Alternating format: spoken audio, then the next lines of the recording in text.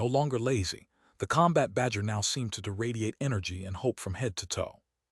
Elsewhere, back on the 13th floor of the living area, Sue ran, as usual, chatted idly with the three little ones before sitting cross-legged on the bed, doubling the speed of his deep meditation with 2 meditation acceleration cards in an effort to improve himself.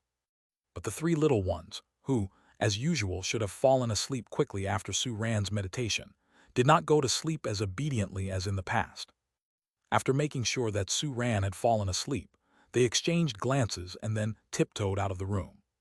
Shortly after, seemingly remembering something, Zion quickly returned, silently and stealthily grabbing Sue Ran's cell phone from the nightstand with its light steps before disappearing again. The room fell into silence, with only Sue Ran, deep in meditation, completely unaware of the happenings. Outside the room, Zion, now with the cell phone, soon met up with Star and Can-Can at the elevator entrance. "Meow Tilda got it," Zion said in a hushed voice, shaking the cell phone it was carrying. "Char, can we really make human food with this thing?" Can-Can curiously widened its eyes and asked. "Zylu Tilda, the cell phone can search for how to make human food." Star nodded calmly. "Char, then let's go." Can-Can waved its paw silently in the air and excitedly stepped into the elevator. Zion and Star exchanged glances and followed closely behind. At dinner time, having heard the combat badger's story, they suddenly felt how truly grateful they should be for the food they had always taken for granted. So they also wanted to do something for Sue Ran. And Can-Can, whose head was always filled with bright ideas, suddenly thought they could make Sue Ran a meal. A meal of human food. This seemingly hasty idea was approved by Zion and Star, leading to their current course of action. Before long, the three little ones stepped out of the elevator and headed straight to the preparation room on the 2nd floor within the foster area. In the living area where the combat badger slept soundly, its ears twitched as if sensing something, but it turned over and continued to sleep soundly. Inside the preparation room, the three little ones busily and methodically began their task. "Meow Tilda, let's leave the research to Star." With a casual flick, Zion tossed the cell phone straight to Star. Out of the three, Star was the one who could recognize the most characters, and since using the cell phone to look for recipes was its idea, it readily took on the task. "Zylu, research huh?" Star looked at the cell phone in front of it and then at its own hard hooves, large enough to cover the phone's screen, and fell into thought. But it didn't take long for the clever creature to come up with a solution. Star's body size shrank again. From the 2 meters it was after the previous shrinking down to a tiny size of about 30 centimeters. Then, looking at its hoof, now about as thick as Sue Ran's fingers, Star nodded in satisfaction and began to operate the phone. After skillfully punching in Sue Ran's unlock code, the screen lit up. "Zylu, it looks like searching is done with this," Star muttered softly, with a hint of uncertainty, as it opened an app called Kyandu on the phone. Soon the familiar interface appeared, making its eyes light up. This is it. It had seen Sue Ran operate this before, and still had an impression of it. With slight unfamiliarity, Star began to type "how to make human food" into the search bar. But the content that popped up made its expectant expression stiffen slightly. Is this really food that humans can eat? A roundup of 20 foods that exceed the limits of human imagination. Warning, this food doesn't seem like something humans should eat. What is all this? Star's face, now full of human-like bewilderment, showed it felt confident in its search terms. "Meow, what's the matter?" Sensing Star's unusual demeanor, Zion came over to take a look, and its expression also became somewhat helpless. "Meow Tilda, you have to ask in a human way." Star realized at once. That's right, both the ones who asked and the ones who answered questions on the cell phone were humans. The inquiry phrased in the way pet beasts would ask wouldn't yield the desired answer. With a new approach, Star deleted the previous text and searched cooking methods for delicacies instead, and much more normal results popped up this time. But, faced with a dazzling array of dishes, it found itself in a pickle again. "Zylu, human food has so many varieties, what shall we make?" Upon hearing this question, Zion's face showed deep thought and recollection. As a fragment from the depths of its memory surfaced, its heterochromatic eyes suddenly brightened. "Meow, let's look for braised pork." The impression was that Sue Ran really enjoyed this delicacy, having mentioned it several times in front of it. Choosing this, Sue Ran was sure to like it. Xilu Tilda, no problem. Star nodded without any objections. Out of the three little ones, Xian had lived with Su Ran the longest. If anyone knew Su Ran's tastes best, it was definitely Xian. Soon, the recipe for braised pork was easily found. As the dense text entered its view, Star suddenly fell silent again. It was true it could recognize characters, but why were these words it knew so hard to understand when strung together? Chapter 482, 278. The three little ones prepared surprise. It had seen Su Ran make braised pork before. With its deep reddish-brown color, the tender meat would jostle gently on the plate as it was served, refracting an enticing, glistening sheen under the light, nothing like the dark mess in front of it now. So, Meow Tilda, let's do it again. Xian couldn't help but glance at the ingredients beside it. Considering it might need several attempts, it had bought 10 portions of ingredients. But now it seemed that they might not be enough. 10 times, could it really make delicious braised pork after just 10 tries? Cha, one more time. Rejected by Xian and Star, Can nonetheless appeared full of enthusiasm. It devoured its own creation without disdain, then picked up the spatula, a fighting spirit kindling in its eyes. Today it, Can the Can Emperor, would definitely conquer the art of braised pork. The next morning, Su Ran slowly opened his eyes, emerging from a state of meditation, his consciousness returning to reality. Instinctively, he turned his head to the side, looking towards where the three little ones usually slept, and his expression paused slightly. None of the three were in the room. Xian, Star, Can. Su Ran called out tentatively, but didn't receive a response from the three little ones. Strange, he muttered softly, then quickly got up to dress. What are these three up to today? After hastily washing up, Su Ran carefully checked the 13th floor living area, confirmed the absence of the three little ones, and then a pondering look crossed his face. Could it be they've gone to train early in the morning? Considering this possibility, a doubtful expression appeared on Su Ran's face. Normally, the three little ones would start training after a breakfast they thoroughly enjoyed. Breakfast was an important energy boost for them, and the motivation to start a day full of vigor. Skipping breakfast to train directly was inconsistent with his understanding of his three little ones. Forget it, let's head to the training area to check. Su Ran gave up on pondering and entered the elevator, heading sequentially to the Thunder Attribute, Fighting Attribute, Dark Attribute, and Earth Attribute training areas. After not seeing the familiar figures of the three little ones in the training areas, he stood in the elevator and used the contractual sensing, then unhesitatingly pressed the button for the second floor. Soon, as the elevator doors opened, Su Ran saw the figures of the three little ones. But, you three didn't stay up all night, did you? Su Ran, looking at the excitedly approaching three who couldn't hide their fatigue, suddenly sniffed. What's that smell? Meow, we've prepared a surprise for you.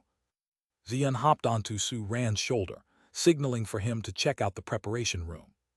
Surprise? Surprised himself, Su Ran asked. Why would you suddenly prepare a surprise for me? Star and Can, standing beside, didn't answer, but their expressions were full of anticipation. All right, let's go have a look. Seeing the secretive demeanor of the three little ones, Su Ran chuckled and walked towards the preparation room. As he pushed open the door of the preparation room, a burnt smell hit him, causing his expression to stiffen slightly. Then he saw the familiar dish quietly placed on the table. Is this your doing? Su Ran asked instinctively, but an answer was already forming in his heart. Who else but the three little ones would secretly prepare a meal for him? The chaos in the preparation room suggested they had been busy all night, failing numerous times. Looking at the auto-shut-off phone lying next to them, out of power, Su Ran could even imagine them consulting the phone while attempting to cook the braised pork. For a moment he found it amusing, but a warm current welled up in his heart nonetheless. Child, taste it and see. Can urged excitedly. Taste the handiwork of me, Can the Can Emperor. Who eats braised pork first thing in the morning? Su Ran laughed to himself, but didn't hesitate to lift the plate and took a bite from it. Delicious. Chapter 483, 279. Su Ran's targeted sparring partner. To be fair, the special surprise that the three little ones cooked up for Su Ran together didn't taste that great, far from the braised pork Su Ran made by himself. But the moment he tasted it, Su Ran felt something beyond the flavor of the food. It was the amalgamation of the three little ones' intentions and hard work. After finishing the plate of braised pork without leaving a single piece, Sue Ran slowly put down the plate and then looked at the three little ones with a complex expression. "You stayed up all night just to help me make a dish of braised pork." "Sheik, this was my idea." Kanken proudly raised its head, eager for praise. "You little rascal." Sue Ran tapped Kanken's head gently, then gave it a good rub, hugging Zion and Star's heads tightly in the process. A moment later, he let go of the three little ones. "All right, go wait outside. Breakfast will be ready soon."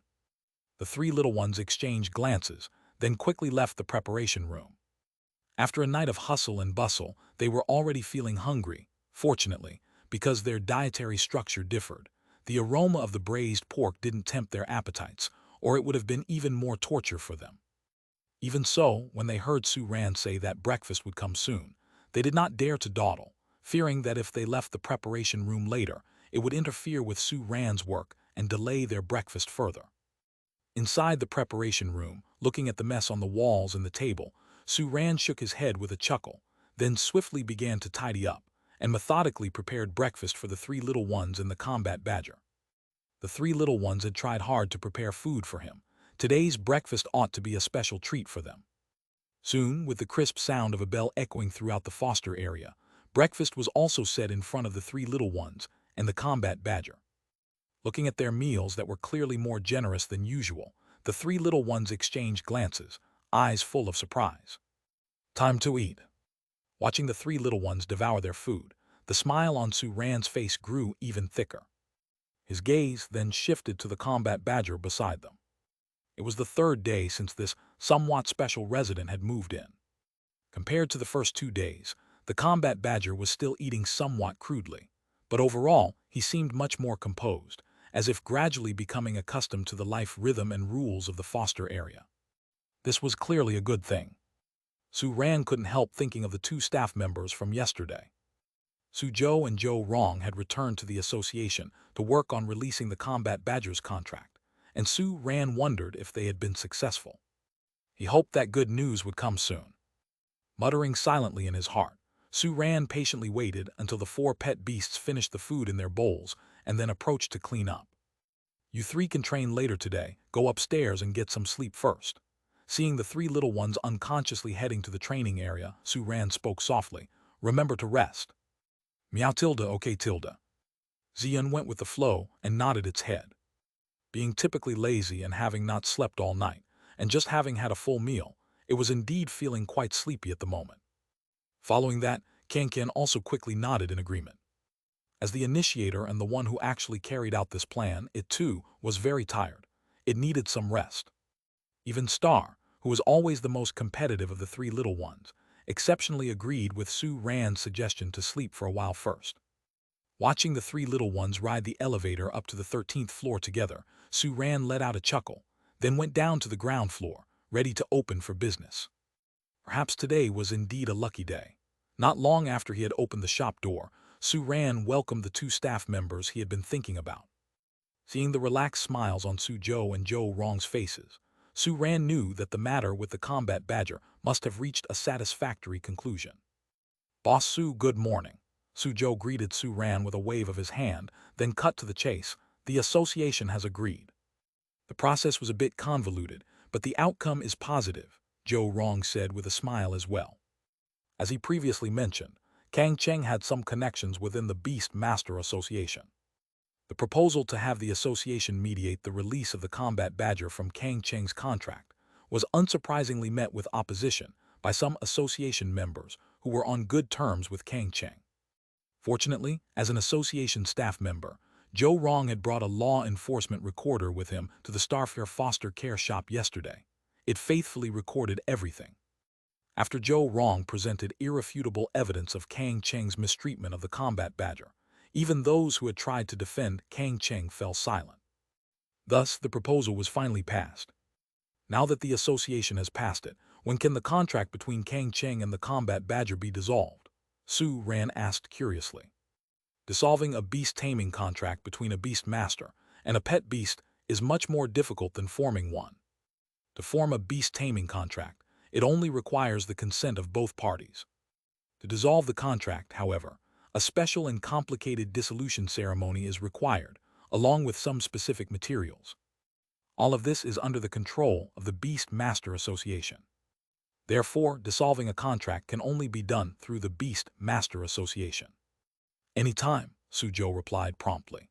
Actually, the reason we came here besides telling you the good news is to temporarily take the combat badger away. After its contract with Kang Cheng is officially dissolved, we'll bring it back here, Zhou Rong added on the side.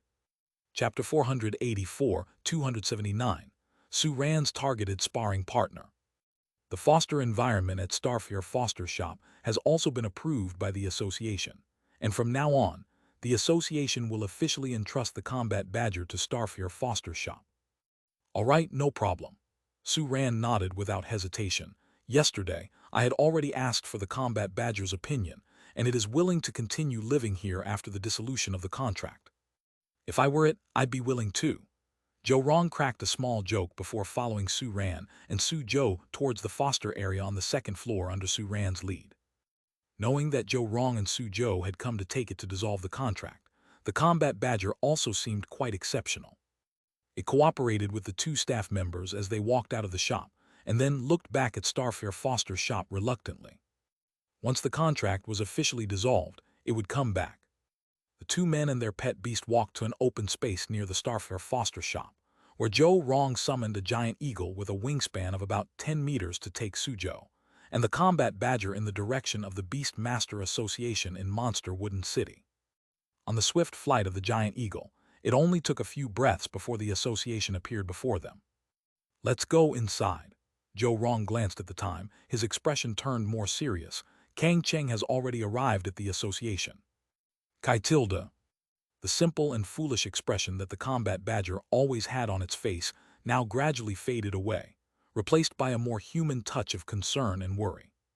Facing the beast master who would soon dissolve the contract with it, this was indeed not something it could be happy about. The two men and the combat badger reached the door of a special chamber within the association. Before they even entered, they heard Kang Cheng's angry voice coming from inside. Why, the pet beast that has contracted with me, the association says it will be dissolved just like that. Upon hearing this voice, the duo and their beast paused in unison in their movements to enter. It was clear that Kang Cheng was resisting the decision of the association. Indistinct voices of staff members trying to counsel and persuade could be heard from inside, but their efforts did not seem to have the desired effect. Kang Cheng's voice was still angry.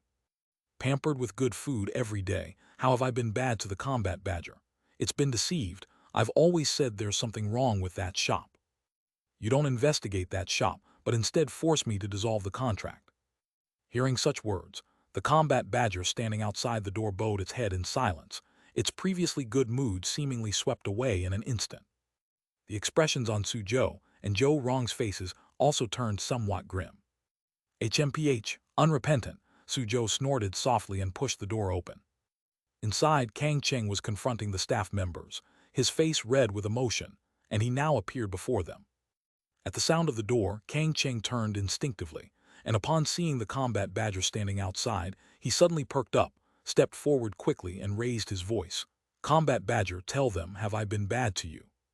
Pet beast food, all kinds of resources, which one didn't I get for you whenever you wanted? Where will you find a beast master like me? Tell them you were tricked, that it wasn't really your choice to dissolve the contract, right? Watching Kang Cheng's eager expression, tinged with a hint of appeasement, the combat badger silently took a small step back. Noticing the combat badger's movement, Kang Cheng's expression stiffened slightly. It asks, you give. Su Zhou couldn't help but snort. Then may I ask, has the combat badger ever asked for any resources? No. Kang Cheng shook his head instinctively, then hurriedly started defending himself. It never asked me for resources. How can that be my fault? If it did ask, I would certainly find a way to provide. Absurd. Zhou Rong's face darkened. Excessively flaunting your kindness to the combat badger, constantly reminding it to repay you. Such a high-pressure, suffocating environment is the real reason the combat badger did not want to ask you for any resources. Pet beasts are the foundation of a beast master's strength. Enhancing pet beasts and providing them with necessary resources is a beast master's duty. That is not a favor you are providing the combat badger, and it is certainly not a reason to oppress it with words. If this is your attitude towards the combat badger, then you do not deserve to be its beast master, and the association's decision to dissolve the contract will not change. You, hearing Zhou Rong's scolding, Kang Cheng's complexion shifted subtly. I don't care. I absolutely won't agree to the contract dissolution. As long as I don't agree, the dissolution ritual can't proceed, can it? Hearing Kang Cheng's words, a hint of bemusement appeared in the eyes of the staff members present. Perhaps the ritual for dissolving contracts is so rarely used and obscure that many people are not familiar with it. Su Zhou suddenly chuckled. So, before the ritual takes place, I need to clarify some things for you. To dissolve a contract, it's not required that both the pet beast and the beast master agree. Su Zhou continued solemnly, as Kang Cheng's expression changed rapidly. Just one party's consent is needed, combined with a specific ritual, to complete the dissolution. No, you can't do this. Upon learning that his consent was not needed to dissolve the contract, Kang Cheng was as if struck by thunderstrike. His last bit of confidence completely dispersed, and intense resistance and fury appeared in his eyes. This is my pet beast. But it was entrusted to you by the association, and you have not fulfilled your responsibilities. Zhou Rong spoke sternly and then gave a signal to his colleagues. Chapter 485, 279. Su Ran's targeted sparring partner. Su Zhou and the staff member who was already in the room quickly stepped forward, restrained the struggling Kang Cheng, and pressed him down at one side of the ritual platform. Come with me. Zhou Rong looked towards the combat badger, his voice softened a little. Over here. Under Zhou Rong's direction, the combat badger took steps, one by one, till it stood at the other side of the ritual platform. Combat badger. Kang Cheng's expression turned slightly ferocious as he spoke, his voice filled with pleading and coaxing. Will you come home with me? I'll treat you better from now on, just give me a chance, okay? Hearing Kang Cheng's words, the combat badger's face showed a hint of hesitation and struggle. Noticing the change in the combat badger's expression, Zhou Rong let out a small sigh in his heart, paused his preparations for the ritual, and looked at the combat badger. Make your decision. Whether to dissolve the contract with Kang Cheng and be taken care of by the Starfare Foster Care Shop under the association's commission, or to maintain the contract with Kang Cheng and continue as his contracted partner. In the combat badger's mind, the myriad comforts and carefree days at the Starfare Foster Care Shop quickly materialized, contrasting with the lingering depression and oppression that filled its heart day after day under the contract with Kang Cheng. This, it seemed, was not a very difficult choice to make. The combat badger's gaze became resolute again, and it nodded vigorously in Zhou Rong's direction. Squeak tilde. The contract, it had to be dissolved today. Understanding the combat badger's intent, the last sliver of hope in Kang Cheng's eyes dissipated. He fell silent, with anger and resentment seeming to brew in his eyes. Reading the combat badger's intent, Zhou Rong breathed a small sigh of relief, and then without hesitation activated the ritual on the platform. Accompanying a wispy special light that rose from the center of the ritual platform, like a long knife slicing through the middle of the combat badger and Kang Cheng, the invisible contract was cut apart. In that moment, both the combat badger and Kang Cheng felt the contract that had bonded them melt away swiftly like snow under the warm sun. Kang Cheng's power plummeted at that moment. The dissolution of his contract with the combat badger meant that he had lost the power reinforcement brought about by having a pet beast. On the other hand, the moment the contract was severed, an intense evolved light suddenly burst forth from the combat badger. The next moment, in full view of all, the combat badger's body type began to grow quickly, and its aura climbed dramatically, breaking through from the elite stage to reach the leadership stage. It had been an exceptional pet beast among those at the elite level, having reached the peak of the elite stage even before its contract with Kang Cheng, and in the past days, it had indulged in so many delicacies at the Starfare Foster Shop. Now with the contract dissolved, the shackles that hindered its growth were also removed. Unexpected yet reasonable, the combat badger advanced to the leadership stage. And this meant that Kang Cheng was even less likely to contract with the combat badger again. The contract is dissolved. Seeing the combat badger now advance to the leadership stage, Su Zhou's face beamed with a radiant smile. He affectionately patted the combat badger's head. You've broken through just as the contract was dissolved. Seems like Boss Su has been feeding you some pretty good stuff, eh? Squeak tilde. Despite the significant increase in strength, the combat badger still had that somewhat simple and honest expression. Hearing Su Zhou's words, it nodded agreeably. And that was no ordinary stuff. The best thing it had ever eaten in its life was probably the food it had these last 2 or 3 days at the Starfair Foster. Kang Cheng, you can go back now. Having dissipated the remaining energy on the ritual platform, Zhou Rong looked at the still silent Kang Cheng and spoke in a deep voice. Without a word, Kang Cheng stood up from the ground and left the ritual room in silence.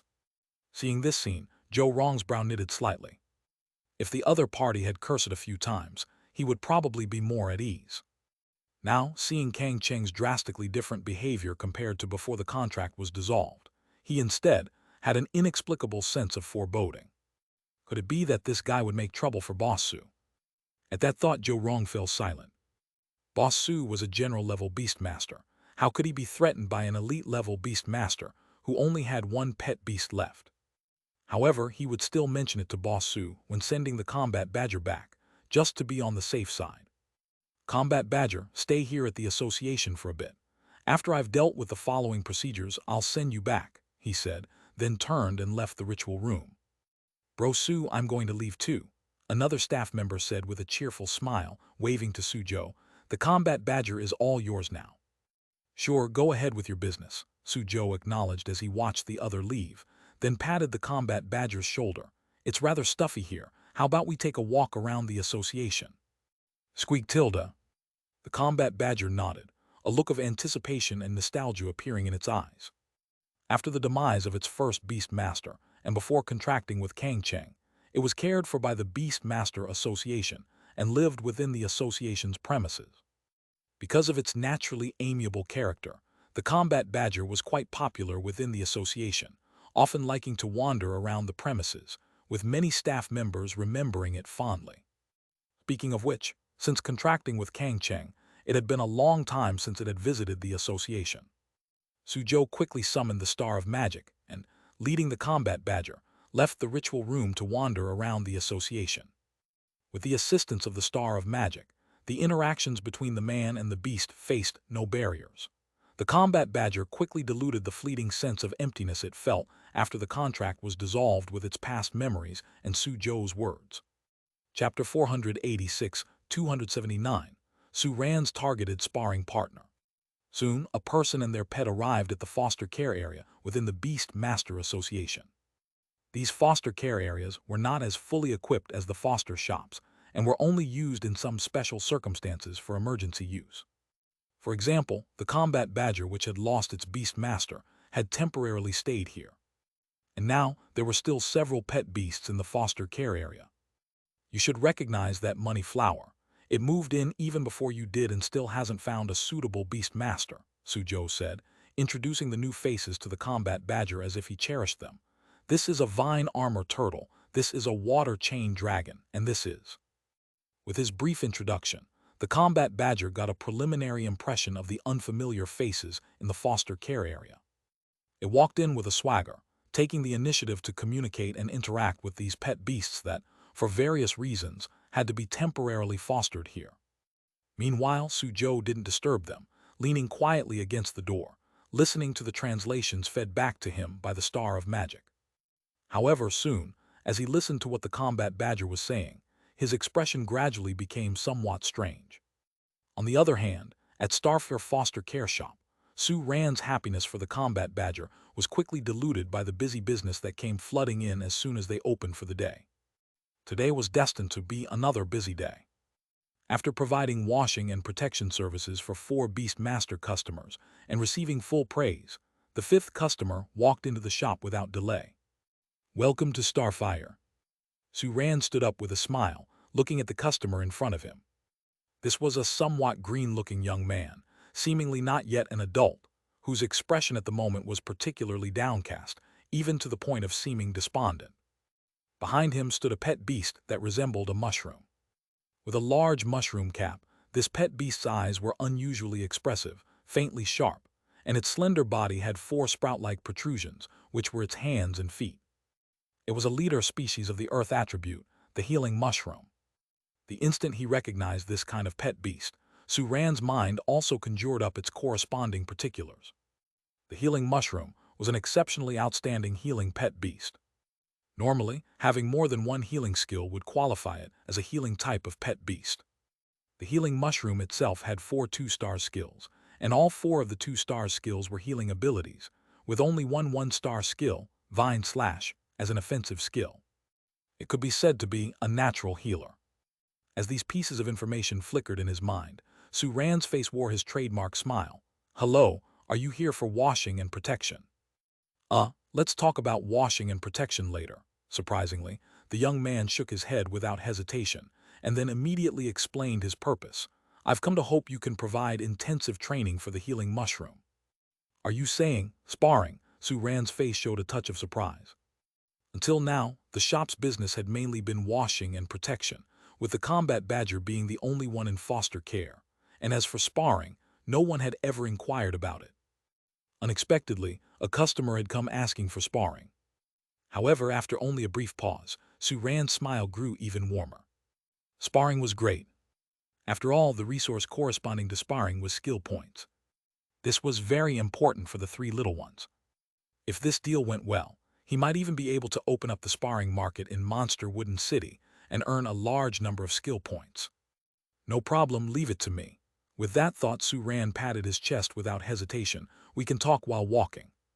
He led the young man and the healing mushroom into the elevator, casually pressed the floor corresponding to the Earth Attribute training area, and then casually began to ask, "What skills do you plan to provide intensive training for the healing mushroom, healing spore, calm spore, fast healing acceleration?" Soon, a person and their pet beast arrived at the emergency foster care area inside the Beast Master Association. These foster care areas weren't as fully equipped as a foster shop and were meant to be used only in special, emergency situations. For example, the combat badger that had lost its beast master had temporarily lived here in the past. Now, within the foster care area, there were several pet beasts present. "You should recognize that money flower. It moved in before you did and still hasn't found a suitable beast master," Sujo enumerated to the combat badger. "This is the vine armor turtle, this is the chain water dragon, and this is..." With his brief introductions, the combat badger got a preliminary impression of the new faces in the foster care area. It swaggered in, proactively starting to communicate with the other pet beasts who, for various reasons, also had to temporarily stay here. Meanwhile, Sujo didn't interrupt them and quietly leaned against the door, listening to the translations provided by the Star of Magic. However, before long, as he listened to the combat badger's words, his expression gradually became rather odd. On the other hand, back at the Starfear foster care shop, the happiness Suran felt for the combat badger was quickly overshadowed by the rush of business that started as soon as the shop opened. Today was destined to be another busy day. After giving washing and protection to the pet beasts of 4 Beastmaster customers and receiving generous praise, the 5th customer immediately entered the shop. "Welcome." Suran smiled as he stood up to look at the new customer. It was a somewhat green-looking young boy who appeared to be underage, and right now, his expression was very downcast, almost as if he had lost all will to live. Behind him stood a pet beast that resembled a mushroom. With a large mushroom cap on its head, the pet beast's eyes were unusually expressive, subtly sharp. Its slightly slender body featured 4 sprout-like protrusions that served as its hands and feet. An Earth Attribute leader species, healing mushroom. The instant he recognized this type of pet beast, Suran's mind was also flooded with relevant information. The healing mushroom was an exceedingly excellent healing pet beast. Normally, having at least one healing skill would qualify as a healing pet beast. And the healing mushroom itself, with 4 2-star skills, had all of them as healing skills, with only one 1-star skill, Vine Slash, being an offensive skill. It could be said to be a born healer. As this information flashed through his mind, Suran's face carried his signature smile. "Hello, are you here for washing and protection?" Let's talk about washing and protection later." Contrary to Suran's expectation, the boy shook his head without hesitation, then promptly explained his purpose. "I came to ask if you could help with intensive training for the healing mushroom." "You mean sparring?" Suran's face took on a look of surprise. Up to now, the shop's business had primarily been washing and protection, and aside from the combat badger, they only had foster service. As for sparring, it was something no one had ever inquired about. Unexpectedly, a customer had come asking for sparring. But after just a moment's pause, the smile on Suran's face grew even wider. Sparring was great. After all, the resources corresponding to sparring were skill points. These were very important for the three little ones. If this deal went well, there was a chance to break into the training market of Monster Wooden City and earn a considerable amount of skill points. No problem, leave it to me. With this in mind, Su-ran quickly slapped his chest in assurance. Let's walk and talk. He led the boy and the healing mushroom into the elevator, casually pressing the button for the floor corresponding to the Earth attribute training area, and then casually struck up a conversation. Which skill do you want to focus on for the intensive training of the healing mushroom? Healing spore, calm spore, fast healing acceleration. Chapter 480, 280, Su-ran's special training method. I understand your request. Standing in an Earth attribute training area within a valley, Su-ran looked calmly at the young man in front of him and his pet beast.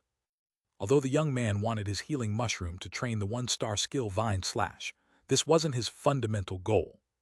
What the young man really wanted was to rectify the special ambitions of his off-concept pet beast and bring it back to the essence of a healing pet beast.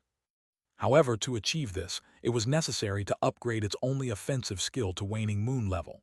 As such, the healing mushroom, currently at the transcendent stage, would not be able to enhance the skill further. With its spare energy, the healing mushroom would have no choice but to upgrade the other 4-star skills, indirectly achieving the young man's objective. Thinking this way, Su-ran glanced at the healing mushroom that was occasionally slashing at the empty air with its sprout-like arms, looking particularly eager to fight. If he remembered correctly, this species was usually friendly and kind-hearted. A belligerent healing mushroom like this one had never been heard of by him, let alone seen until today. Yeah, as long as you understand, the young man sighed in relief. Then please enhance the Vine Slash of the healing mushroom to waning moon level as soon as possible.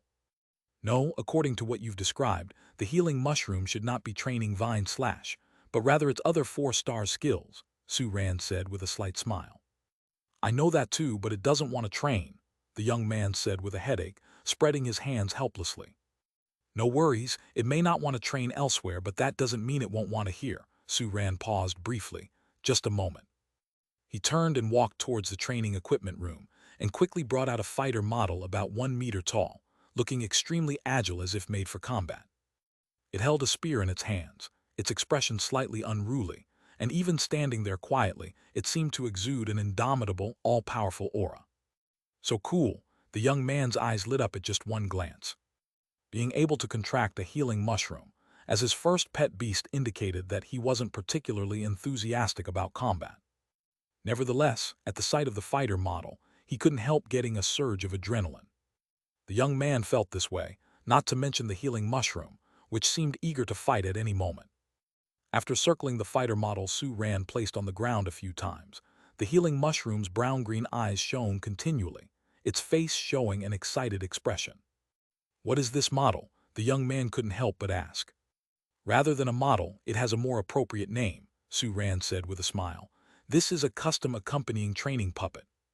Accompanying training puppet. The young man was taken aback, then quickly grasped the purpose of this cool-looking puppet. So, you want the healing mushroom to fight with it? As he asked this question, a tinge of disappointment surged in the young man's heart. After all, before Su-ran brought it out, he had said that the healing mushroom could directly train its other 4-star skills. Now it seemed, the training was still for Vine Slash. Although the training method was a bit special, that was it. Such a thought involuntarily crossed the young man's mind. Guessing the young man's thoughts from the slight change in his expression, the smile on Su-ran's face became a bit more peculiar. I haven't asked for your name yet. I am Du-tan. All right, Du-tan, to understand the specific way of training, let the healing mushroom fight with it, and you will see, Su-ran said as he tapped the accompanying training puppet, which quickly came to life as if infused with a soul. Already emanating a strong aura standing still, once it moved, it was incredible. The casual wielding of its spear stirred a sense of exhilaration. Gu-tilda. The healing mushroom, also overhearing the exchange between its owner and the beast master, had its eyes gleaming and quickly positioned itself in front of the puppet.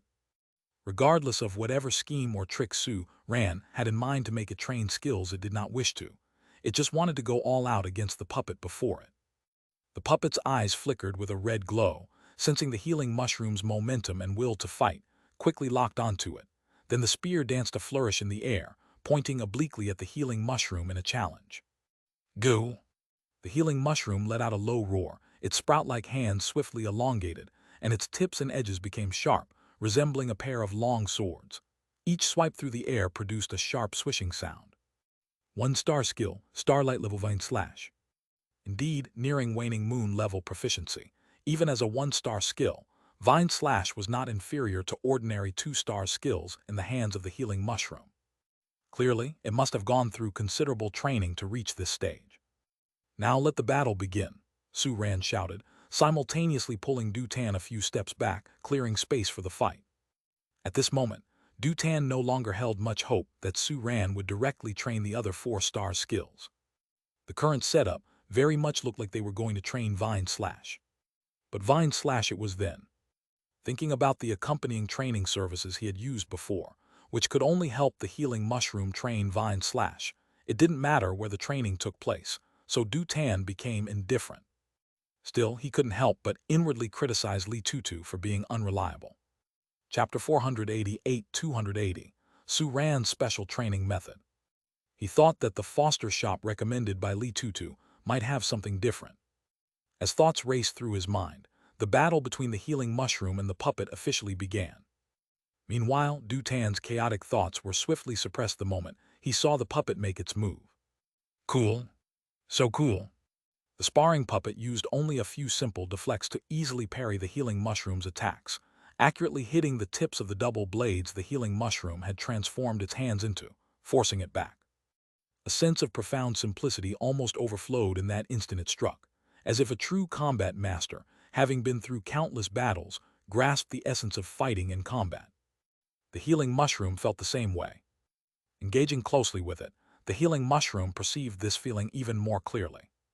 After just a few exchanges, the healing mushroom felt as though it had been instructed by the opponent. The aesthetic finesse of its fighting skills and the impeccable spear techniques left it in awe. In an instant, unprecedented excitement appeared in the healing mushroom's eyes. Battling such an opponent, every second was a huge gain. Seizing this opportunity, it was certain its Vine Slash skill and combat techniques could make significant improvements. Thinking this, the healing mushroom let out a low cry and went all out, swinging its pair of blades to create a continuous whooshing sound, slashing through the air with a myriad of blade shadows. Against the healing mushroom's all-out assault, the puppet seemed to handle it with ease. It accurately picked out the true pair of blades from the myriad of shadows, and as the red glow in its eyes flickered, it thrust forward in an instant. Ding! With a crisp sound of iron and gold clashing echoing through the air, the multitude of blade shadows instantly dissipated, and the tip of the puppet's long spear was touching the exact point where the two blades crossed, with deadly precision. GRR. Again. The more excited the healing mushroom became, the more fiercely it clashed with the puppet. Watching his pet beast battle the puppet, Dutan, who was spectating from the side, couldn't help but marvel at the puppet's skills. At the same time, his emotions were quite complex. Ever since he formed a contract with his healing mushroom, he could clearly feel its love for combat. Although he always wanted it to train healing-type skills, he could only respect the healing mushroom's wishes, focusing on Vine Slash first and taking the roundabout path to salvation. Now, seeing the healing mushroom once again display its fervor for battle, there was a moment when Dutan began to question whether he had been too harsh on it. What's wrong with letting it be a combat-focused healing mushroom, according to its own preferences? Just as Dutan was about to persuade himself to change his mind, the situation in the arena suddenly changed. The puppet's impeccable spear movements showed a slight flaw at one moment, and a blade shadow managed to pass through without being fully blocked, successfully striking the puppet. Crack tilde. A loud crack announced the appearance of a huge fissure on the puppet's body, which was sent flying backward, crashing to the ground. Gulp. The healing mushroom, still in the posture of delivering that slash, revealed a hint of astonishment in its eyes. It didn't feel there was anything special about its strike. Why hadn't the opponent blocked it? It must have been an accident. With its strength, there's no way it could not block it. Just as the healing mushroom was gearing up for a blood-pumping battle, it couldn't help but call out to Su Ran by its side in an urgent tone. Gulp, gulp. Are there any more puppets like this one? Bring out another. It was far from having had its fill. The amusement in Su Ran's eyes deepened instantly. Not satisfied yet, that's the point. You're meant to feel unsatisfied. Sorry, our foster shop only has this one sparring puppet, Su Ran pretended to regret as he spread his hands, and after seeing the healing mushroom's mood quickly sink, he suddenly added, however, this puppet can be healed. Gulp. The healing mushroom quickly looked up, its expression one of confusion as it gazed at Su Ran. That's right, although it's a puppet, it can be repaired by healing skills and brought back into operation. Su Ran nodded towards the healing mushroom, his tone affirmative as he continued, so you just need to heal it and you can continue fighting. Gulp tilde. Upon hearing Su Ran's words, the healing mushroom's eyes brightened, and it rushed to the fallen puppet, its large mushroom cap emitting a bright green glow, as tiny points of energy surged toward the large crack in the puppet's body.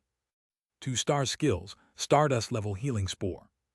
With the flow of energy, the edges of the crack on the puppet's body began to grow slowly, showing signs of healing. As it saw its actions taking effect, the healing mushroom let out a burst of delighted cries. Then it shook its blades back into bean sprouts and placed them together on the puppet's wound. Light green halos sped out from the healing mushroom's hands, covering the entire area of the puppet's wound. 2-star skills, Stardust level fast healing acceleration. Earthly yellow halos emerged from where the healing mushroom's feet made contact with the ground. They then rose around its body, enveloping both the healing mushroom and the puppet. A vibrant vitality subsequently surged through. 2-star skills, Stardust level earth healing. With that, the healing mushroom employed all 3 of its 2-stars healing type skills, aside from its calm spore that soothed and stabilized emotion. Seeing this, Dutan's expression instantly turned to one of delight. Chapter 489-280, Su Ran's Special Training Method. This was the first time he had seen his own pet beast exert itself so diligently in using its healing abilities. Even when he occasionally hurt himself and had the healing mushroom help him heal, the creature was reluctant to use its healing spores. He suddenly turned to look at the calmly composed Su Ran, a hypothesis gradually forming in his mind. Could it be this was the real training method? Under the healing mushroom's efforts, the puppet's wounds healed at an accelerated pace, visibly closing up rather quickly until they were completely healed. Witnessing the puppet return to motion and stand up, the healing mushroom clapped its hands and shouted with excitement. Go! Dispensing with its healing power, the healing mushroom stepped back and transformed its hands into long knives, pointing obliquely at the puppet, adopting a posture that invited battle. Now the battle could resume. Facing the healing mushroom's challenge, the puppet swayed its body and then, holding a long spear, responded without hesitation. Once again, the two clashed in battle, engaging in a spirited bout that lasted over 10 rounds. Then, the puppet was once more sent flying by the healing mushroom's slash, leaving behind a massive wound. The healing mushroom paused, its previously unbridled joy in combat abruptly stalled, causing it immense discomfort. Unable to endure, it rushed forward and performed a triple healing sequence on the injured puppet. Battle, injury, healing, battle. This cycle repeated over and over, while the onlooking Dutan's expression grew more and more animated. Engrossed in the action, the healing mushroom itself failed to realize that it spent far more time healing the puppet than it did fighting it. This wasn't training for vine slash at all, it was training for healing skills. As an observer, Dutan saw clearly that the puppet, with its superb combat skills, made the healing mushroom drool over it like a lecherous wolf spotting a beautiful woman. But in the actual combat, the sparring puppet was as fragile as a sheet of paper, and after a bout of fighting, just when the healing mushroom was nearing the height of enjoyment, it would intentionally expose a flaw, allowing the healing mushroom to grievously wound it.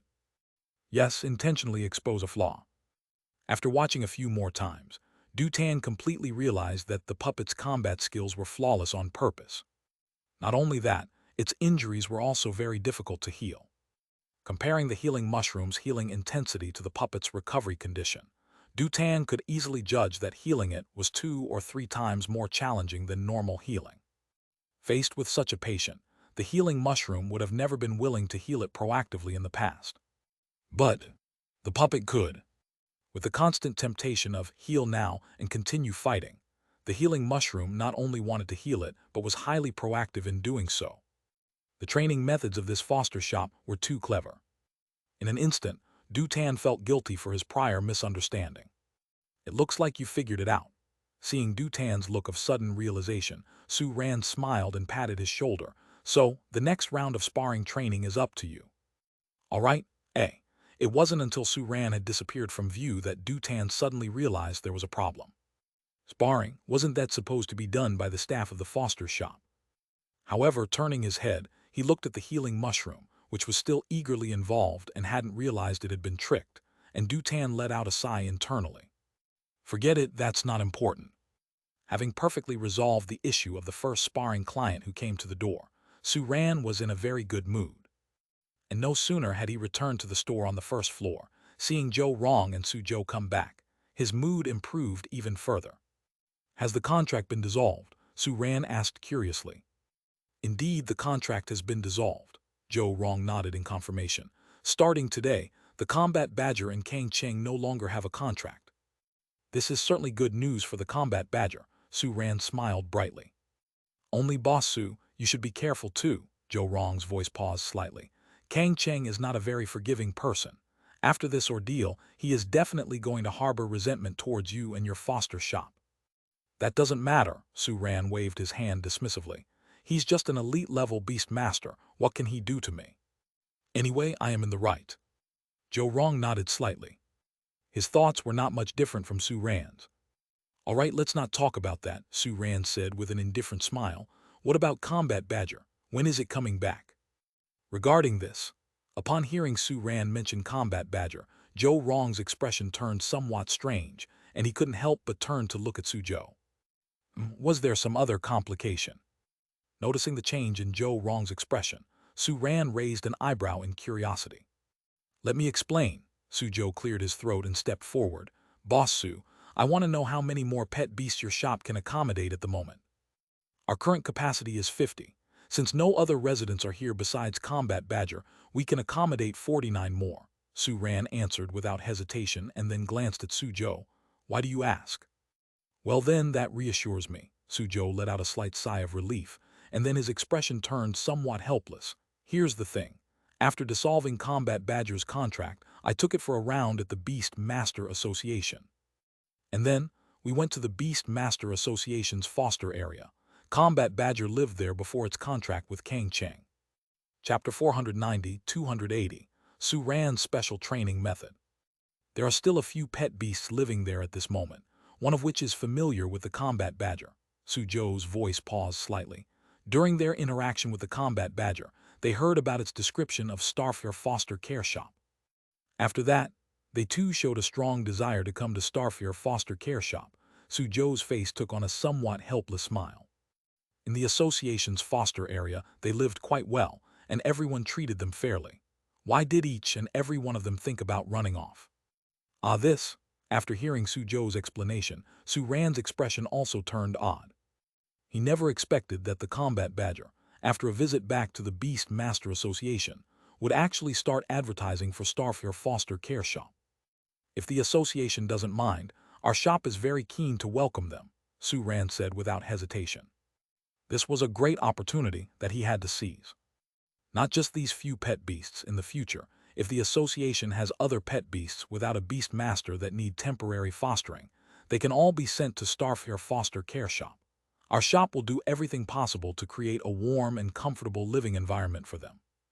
Not only that, considering that the association takes in pet beasts without a beast master for charitable reasons, our shop can offer a 50% discount to the association, charging only half the foster care fee for all pet beasts. Boss Su Yu. Hearing Su Ran's earnest words, Joe Rong and Su Zhou were both moved. Doing this, you'll lose a lot of money. Money is an external possession, Su Ran gestured dismissively, putting on an indifferent front. Although I am just a foster shop owner, I also have a kind heart. Being able to help the association is a great honor for me.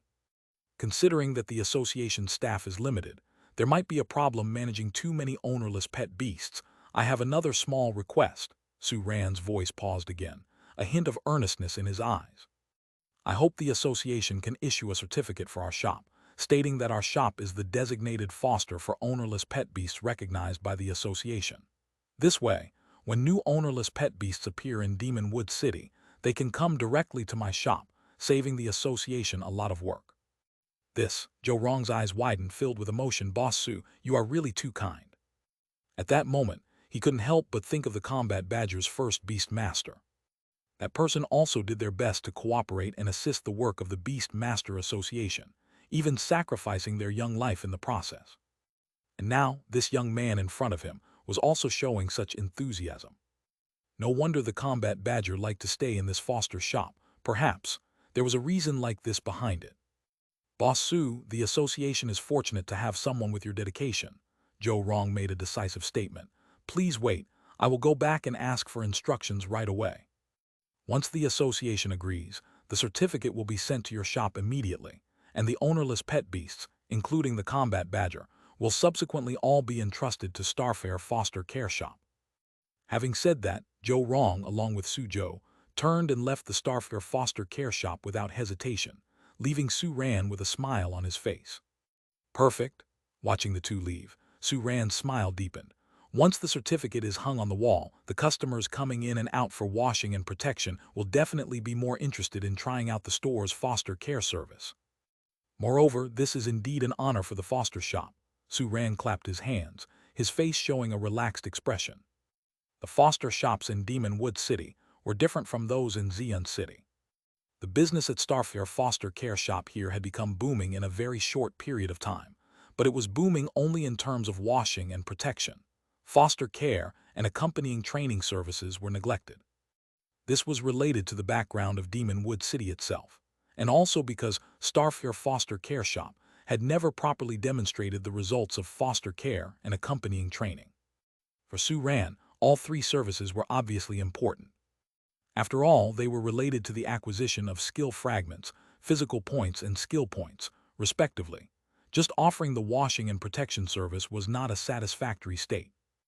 Therefore, Sue Ran had also thought about using some method to let the customers of the foster shop learn more about the other services. However, those methods had little effect. After all, the price for washing and protection in Demon Wood City was high, making the prices at Starfare Foster Care Shop seem cheap in comparison. But for foster care and accompanying training, the prices in Demon Wood City were not much different from those in other cities. Chapter 491-281. The Full Bloom of Starfare Foster Care Shop. Number 14. Dutan. A robust middle-aged man with a beard on his face that gave him a somewhat bandit-like appearance held a name list in hand and called out the next student to be tested in a full, resonant voice, while his gaze settled on a certain individual within the group. For this student, who was scolded almost every time they had a class, Chi Yue had an indelible impression and even felt a sense of frustration at his lack of progress. In his view, there were some issues with the nature of Dutan's healing mushroom. As a pure healing-type pet beast, it only wanted to engage in combat, which was utterly nonsensical. And Dutan's indulgence towards the healing mushroom was equally problematic. Beast Master, the focus is on the master part. If one couldn't control their own pet beast and only allowed it to train in the skills it liked based on its nature, that was definitely not the mark of a good beast master. This was precisely why he was stricter with Dutan than with other students, constantly telling him to be firmer and make the healing mushroom obediently train in healing-type skills. Thinking of this, Chi Yue crossed his arms and scrutinized Dutan, who had stepped forward into the open space in front of him, with a hint of suspicion in his eyes. This kid seemed a bit different today. In previous classes, he had always been like a quail with its head tucked in, fearful of catching Chi Yue's attention, but today he stood at the very front, walking out with his head held high, looking quite confident. Ah, this kid. Chi Yue chuckled to himself and pointed to the healing skills testing target nearby. Begin. Let me see how your pet beast has improved over the past week. All right. Dutan nodded calmly and swiftly pointed at the healing target. Mushy, use your healing skills on this target. Goo healing. Upon hearing these two words, a flash of reluctance and hesitation crossed Healing Mushroom's eyes. As expected, it's still the same. Just as Chi Yue's anticipation had risen due to Dutan's confidence upon entering the stage, he sighed inwardly after noticing the Healing Mushroom's reaction. Dutan, too, felt a pang of disappointment. The Healing Mushroom was still resistant to healing. Although it had undergone intensive training at Starfare Foster Care Shop, its nature wasn't that easily changed. Luckily, Dutan had a new tactic. Via contractual sensing, he quickly spoke to Healing Mushroom.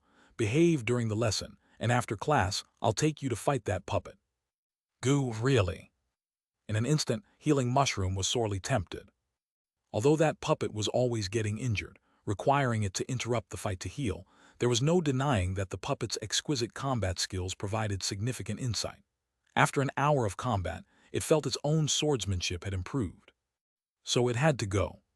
With the incentive of a sparring partner, Healing Mushroom's fighting spirit was ignited, and it stepped forward without hesitation, approaching the healing target closely. Seeing this, Chi Yue was slightly taken aback. It seemed his judgment might have been made too hastily. Judging by the Healing Mushroom's current actions, it really seemed to have changed somewhat. He was just not sure how Dutan had managed that.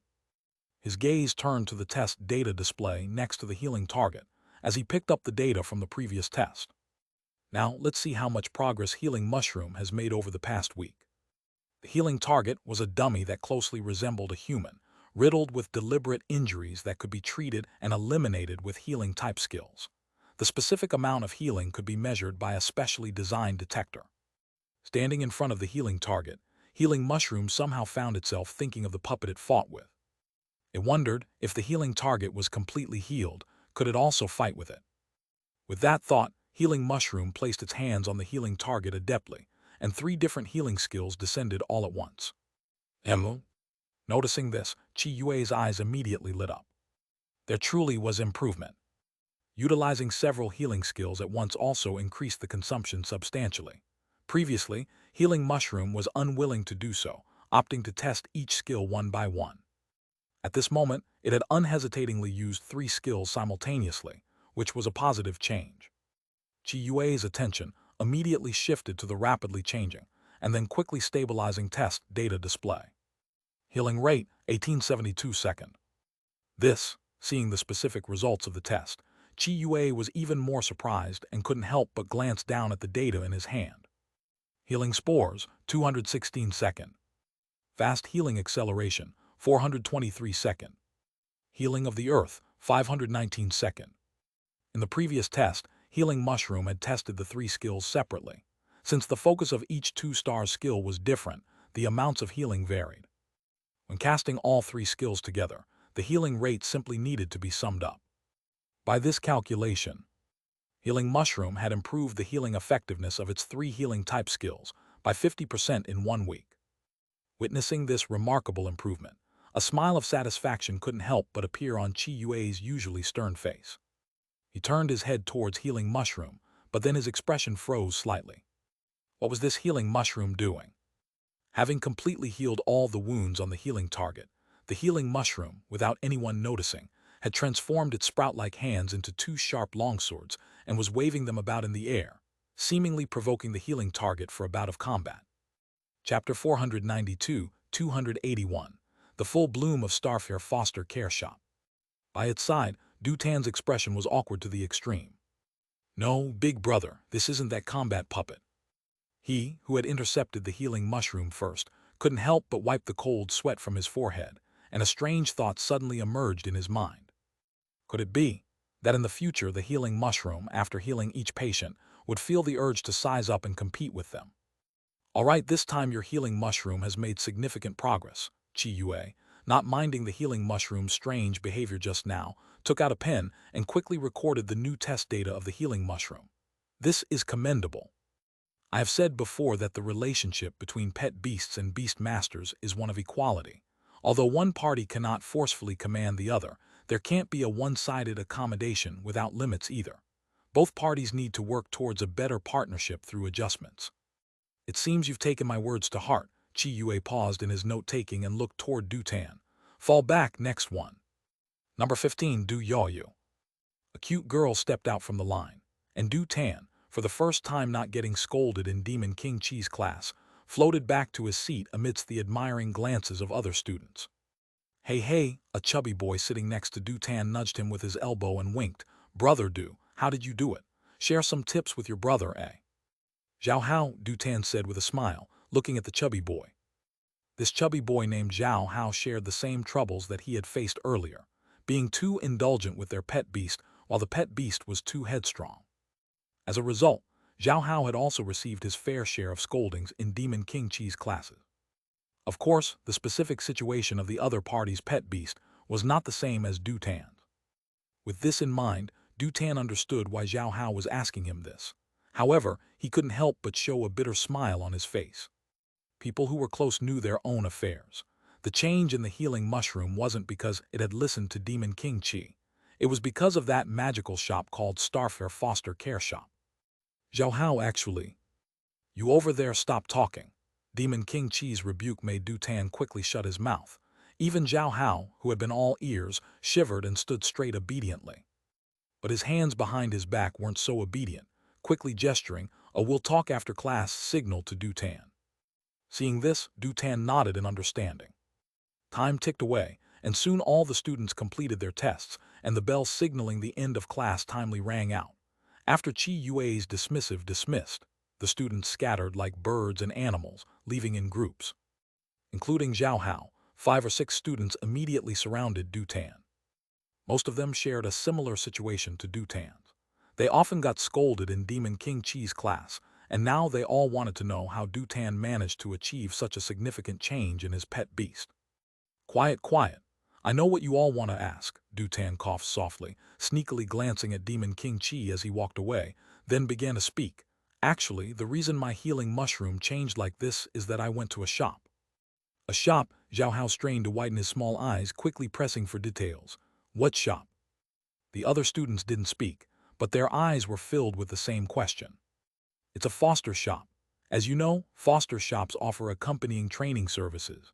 I just had that shop train the healing mushroom's healing type skills, which resulted in such great progress. Upon hearing Du Tan's words, the students' expectant gazes quickly dimmed. What the? Du Tan, that's not cool. One of the students couldn't help but pout and complain. We all know that the accompanying training services at foster shops can enhance the skills of pet beasts. But our problem is that the pet beasts refuse to cooperate with training. The other students nodded in agreement. Accompanying training requires the willing participation of the pet beast. It's like finding a tutor for a child. If the child doesn't want to learn, it's no use hiring one. No, no, no, other foster shops won't do, Du Tan chuckled, unoffended. Starfair Foster can, their accompanying training service is simply unparalleled. Starfair Foster Shop, Zhao Hao's face showed a hint of surprise. I know this shop. Their washing and protection services are terrific. I even took my boiling ape there a few days ago. But I've never heard that their accompanying training service is anything special, Zhao Hao said with a puzzled expression. Moreover, their service is several times more expensive than other foster shops. There's a reason behind the higher price. Du Tan patted Zhao Hao's shoulder and said earnestly, before Boss Su trained my healing mushroom, I also thought the price was high, but after the training I didn't feel that way at all. Seeing the doubtful looks on the other students' faces, Du Tan chuckled, don't be skeptical. Let me tell you about that time. When I went there, I didn't expect Boss Su to be able to train the healing mushroom's healing type skills. I just wanted him to help train its vine slash to the waning moon level. Guess what happened? As he mentioned the training plan, Du Tan couldn't help but show a hint of awe on his face. That plan was just incredible. Chapter 493, 281. The Full Bloom of Starfair Foster Care Shop. Chapter 494, 281. The Full Bloom of Starfair Foster Care Shop. In addition, ownerless pet beasts that meet the conditions can also take the initiative to come to Starfair Foster Shop. After verification by the association, all foster care expenses will be borne by them. Upon hearing this, the guests in line fell silent for a moment before engaging in fervent discussion. It was well known that the association would care for ownerless pet beasts, meeting foster conditions free of charge. And the foster conditions were quite straightforward. The pet beast itself had made significant contributions to the association. The pet beast's beast master had made contributions and had been sacrificed, among a few other special circumstances. However, the association's foster environment was indeed average, leading many ownerless pet beasts that qualified for foster care to avoid the association, choosing instead to live on their own or to find a new beast master and start a new life. But now, the association had actually initiated a new foster model, entrusting foster shops to take care of the life of ownerless pet beasts. This, in turn, can be said to have greatly improved their treatment. However, while surprised by the association's change, many guests also focused on another key point. That was, the collaborator with the association was the Starfare Foster Care Shop. The washing and protection service of Starfare Foster Care Shop was well known to many, but no one had ever heard whether its foster care services were good or bad. After all, its prices were out there for all to see. Yet this development sparked interest in the faces of quite a few customers. Could it be that the Starfare Foster Care Shop's foster care service, just like its washing and protection service, was also good enough to be recognized by the association? Gentlemen, have you seen the foster environment at the Starfare Foster Care Shop? What's it like? One of the cute guests couldn't help but ask. As for that question, Joe Wrong held back Sujo, who was about to speak, and smiled slightly. Seeing is believing. It's better for you to see it for yourself, sir. Leaving the crowd pensive, he pulled Sujo and directly entered the Starfare Foster Care Shop. Say, Zhang Tu, isn't your pet beast's foster period just up? Why not give it a try? Another person in line turned to the man who had just asked the question, suggesting cheerfully. I indeed want to give it a try. Zhang Tu nodded seriously. I'm going to take a look firsthand to see just what the fostering environment at the Starfare Foster Care Shop is like. Hearing his words, more than one guest in line showed an interested look. It sounded like a good idea. Boss Su, I entrust these pet beasts to you. Standing at the entrance of the foster shop, Joe Wrong and Sujo smiled at Su Ran. You are too polite. Thank you for bringing the certificate and spreading the word right in front of the shop. Glancing at the certificate that was already hanging in the most conspicuous spot on the wall, Su Ran couldn't conceal his smile. With that, the foster care service was secured. Boss Su, no need to see us out. You have a lot of business to tend to, and there are still people queuing outside. Joe Wrong pointed outside the door and then waved goodbye to Su Ran along with Sujo. Take care. Su Ran waved at the backs of the two staff members, then turned to the next customer walking into the shop. Welcome. I'm here for the washing and protection service. Zhang Tu glanced at the certificate on the wall, then at the price menu next to it. Without looking at the clearly marked washing and protection prices, his gaze settled on the fostering prices. Immediately after, Zhang Tu couldn't help but internally complain. So expensive. The foster care price here was much higher than at other foster shops in the outside world. But he still wanted to take a look. All right, the pet beast ready for washing and protection can now be summoned. If it's super large size, summon it inside the washing and protection room. Su Ran spoke proficiently. No rush, Boss Su. Zhang Tu smiled. Just now at the door, I saw the association staff awarding your shop a certificate. Could I first take a look at your shop's foster environment? My pet beast just finished its previous foster care services. Of course, there's no problem. Su Ran was invigorated. His smile became even more pronounced as he pointed towards an elevator to the side. Please walk this way. The two quickly entered the elevator and soon arrived on the second floor. As the elevator doors opened, a vast and boundless foster area appeared before Zhang Tu's eyes. This, Zhang Tu widened his eyes, is all this the foster area? The storefront of Starfare Foster Care Shop was already very large. Zhang Tu had never imagined that the interior would hide such a secret realm. That's right, the entire second floor is the foster area, Su Ran calmly stated. To give pet beasts more space to move about, our shop used space expansion technology to expand the foster area several times. Over there is the living area where the current residents, including the combat badger among others, have been staying. Su Ran had finished explaining the general situation of the foster area and pointed towards the living area that had just been sectioned off for the ownerless pet beasts sent by the association, including the combat badger. These living areas each had their own unique features, tailored specifically for different pet beast attributes, living habits. Not just that, there were also overlapping areas between them. These overlapping areas took into consideration the lifestyles of different pet beasts, enabling them to live together and enjoy happiness collectively. This innovative customization approach was the inspiration Su Ran had during his visit to Huyun Foster Shop in Xi'an City. And after such changes, the effect was immediately evident. The pleasure value of the fostered pet beasts comes from two aspects. One is the continuous pleasure value from the comfortable environment. The other is from the pleasure value brought by food. After Su Ran changed the foster model, allowing the pet beast's living areas to overlap with one another. The improvement of the former was very noticeable. Having just settled into their new home, the ownerless pet beasts, including the combat badger, were all excited. They gathered together in the overlapping living area, cheering and jumping joyously. Their overwhelming satisfaction made Zhang Tu momentarily lost in thought. His mind swiftly flashed through the other foster shops in Monster Wooden City, but he had to admit, in front of Starfair Foster Care Shop, none could compete. With such a foster environment, it's perfectly reasonable to charge a bit more. Just as this thought emerged in Zhang Tu's mind, Su Ran's introduction did not stop. By the way, sir, what growth stage is your pet beast? General stage, Zhang Tu responded subconsciously. Got it, Su Ran nodded slightly, indicating his understanding. Our shop will customize different foods for feeding based on the taste preferences and physical growth status of different pet beasts. This is a daily diet list for a previously fostered general stage crack golden dragon. As he spoke, Su Ran took out a long list and handed it to Zhang Tu.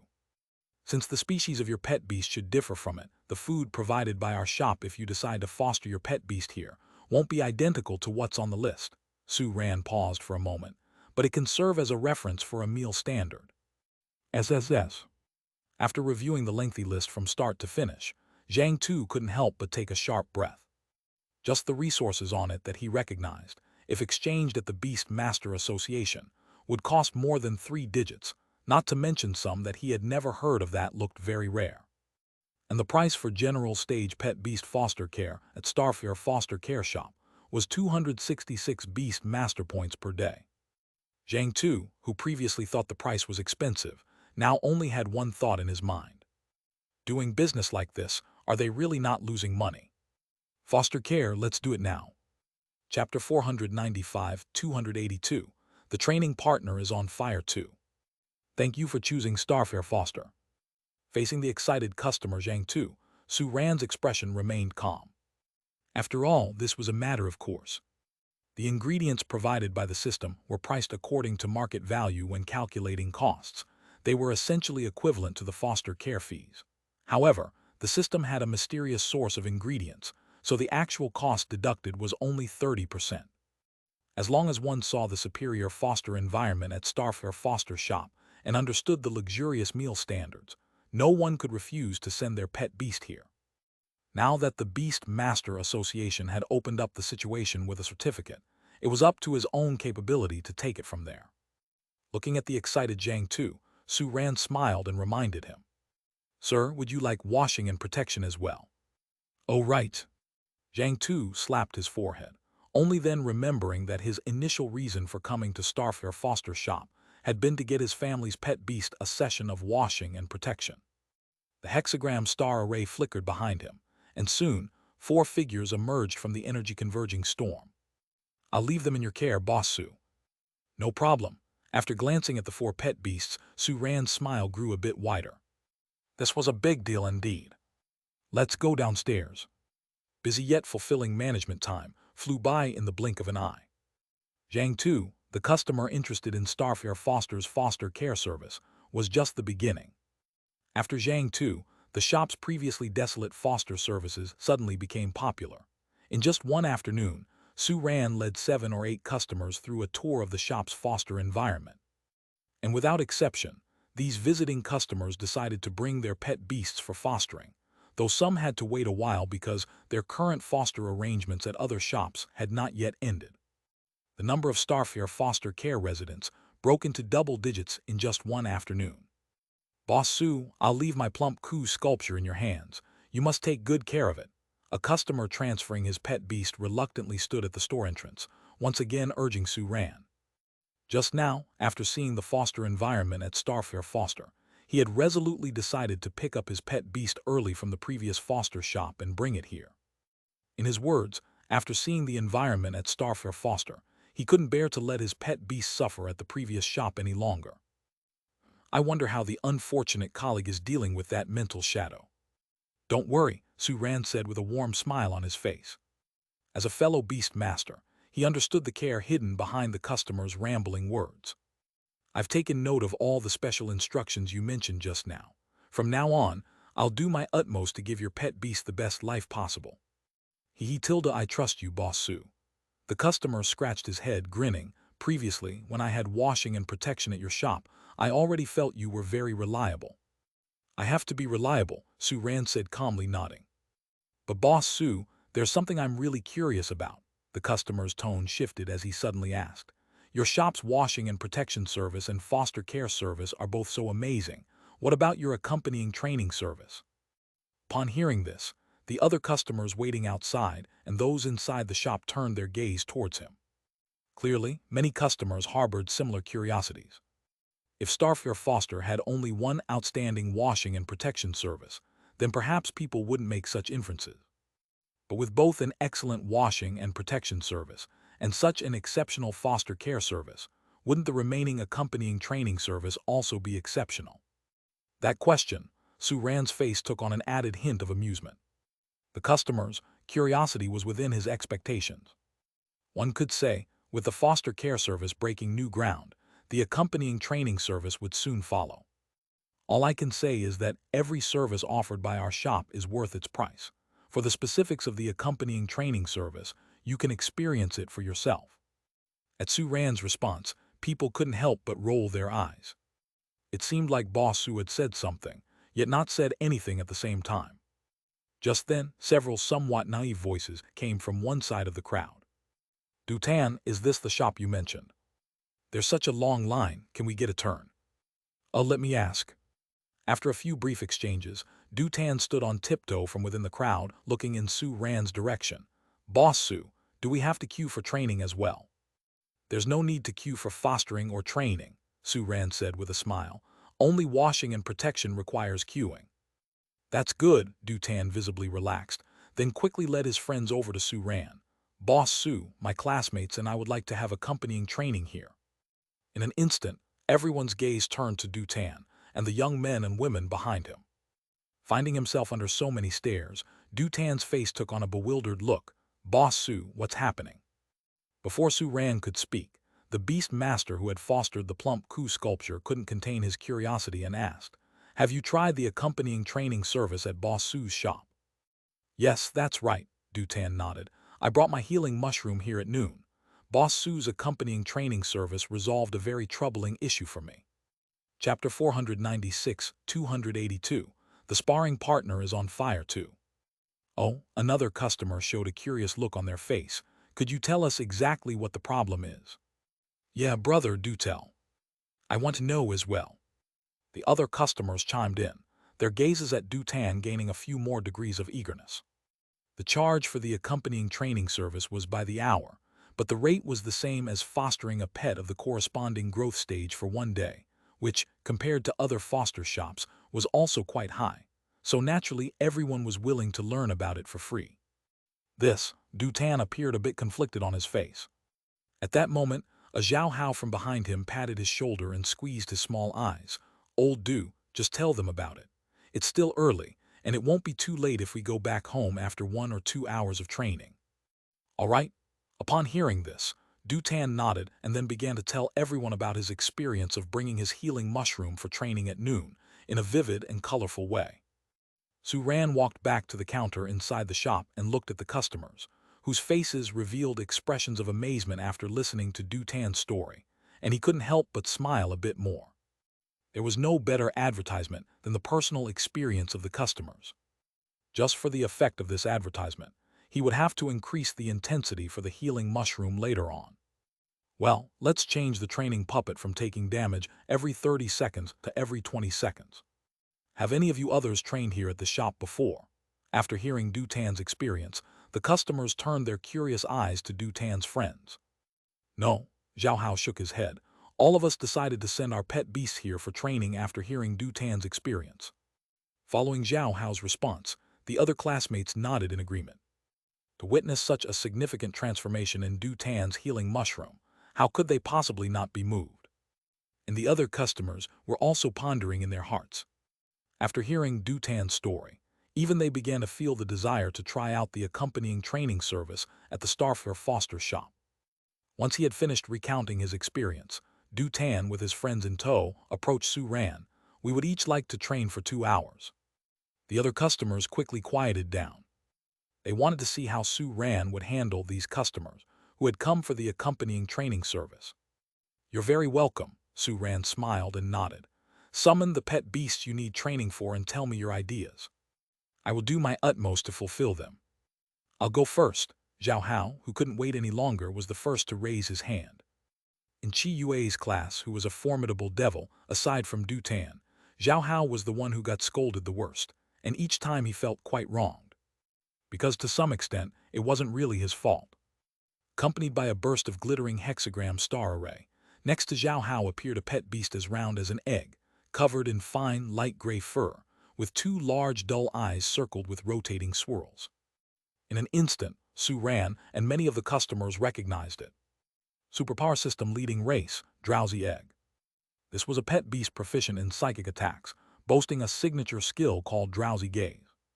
A drowsy gaze with high proficiency could even put an opponent into an irrevocable sleep with just one look. So despite looking simple and cute, its strength was substantial. "So what skill do you want to train your drowsy egg in?" asked Su Ran. "Drowsy gaze, sleepy fog, or mental impact?" The skills that Su Ran mentioned were the 3 2-star talent skills of the drowsy egg. Drowsy gaze, I guess." Saying this, Zhao Hao scratched his head awkwardly, "but my drowsy egg might be a bit special. It is nearsighted." The moment Zhao Hao's words fell, the room fell into an eerie silence. "Nearsighted? Are you sure that's a problem a drowsy egg should have?" "This is the first time I've heard of a pet beast having nearsightedness," Su Ran said, surprise creeping onto his face.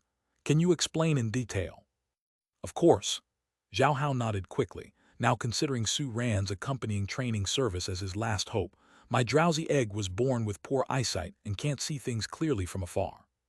And this has made it difficult to train its inherent skill, drowsy gaze," said Zhao Hao, a touch of helplessness on his face.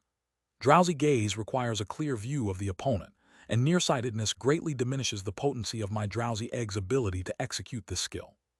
No matter how we train this ability, my drowsy egg's effective range of drowsy gaze never exceeds 3 meters."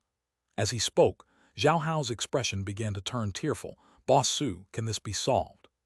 "Hiss." Su Ran stroked his chin, then suddenly spoke up. "How about we get it a pair of glasses for nearsightedness?" "It won't work." Zhao Hao shook his head. "Although it's nearsightedness, the drowsy egg's condition is actually innate poor vision with factors of transcendent power. Ordinary glasses can't improve it at all." "I understand now." Su Ran nodded slowly, and his expression became serious. A drowsy egg whose core skill was drowsy gaze naturally had poor eyesight, making it unable to see the opponent clearly, causing its proficiency in drowsy gaze to drop significantly. This issue would be much more troublesome than Du Tan's healing mushroom, which didn't like to heal and was bent on fighting instead. Chapter 497-282. The sparring partner is on fire too. After all, the condition of the drowsy egg is innate. Therefore, there is only one solution to this problem. "Follow me." Su Ran took a deep breath and then signaled Zhao Hao and the drowsy egg to follow him into the rising elevator. As the elevator doors closed behind them, the once quiet first floor of the shop immediately became bustling. "Du Tan, do you think Boss Su can solve Zhao Hao's problem?" A classmate nudged Du Tan's elbow, asking with curiosity. Even Demon King Chi had nothing to say about Zhao Hao's drowsy egg.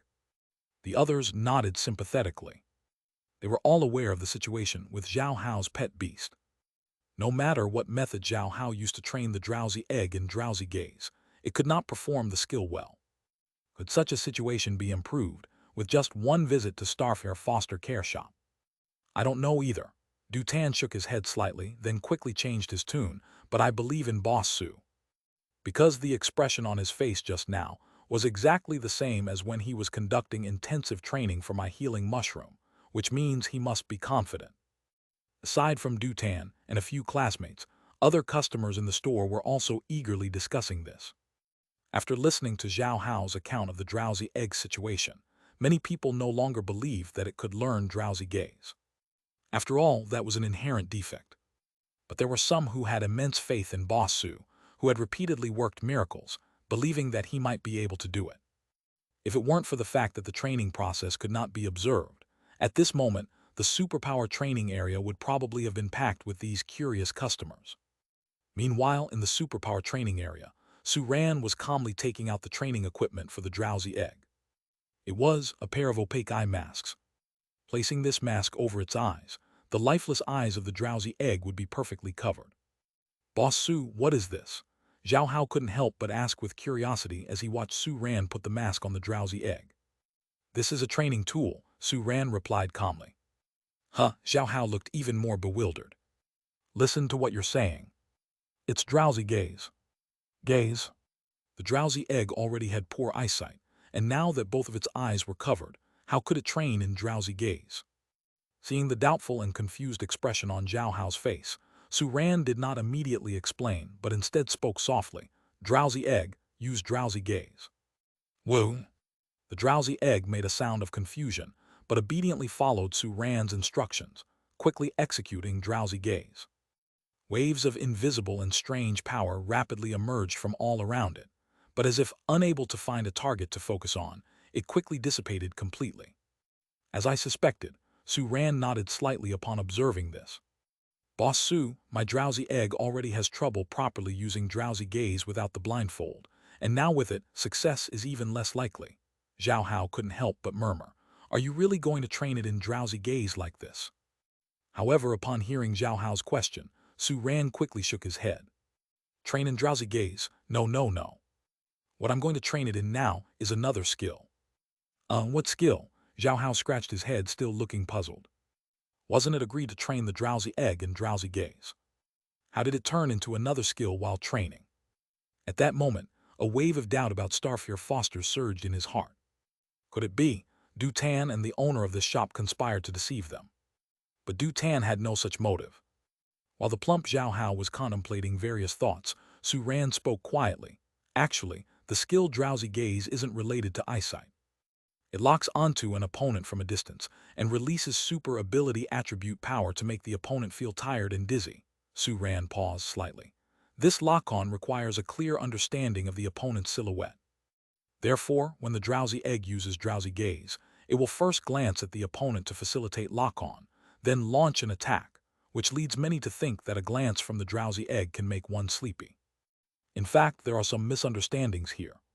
But even if it's as you say, what does that have to do with training?" Zhao Hao asked, a thoughtful expression on his face.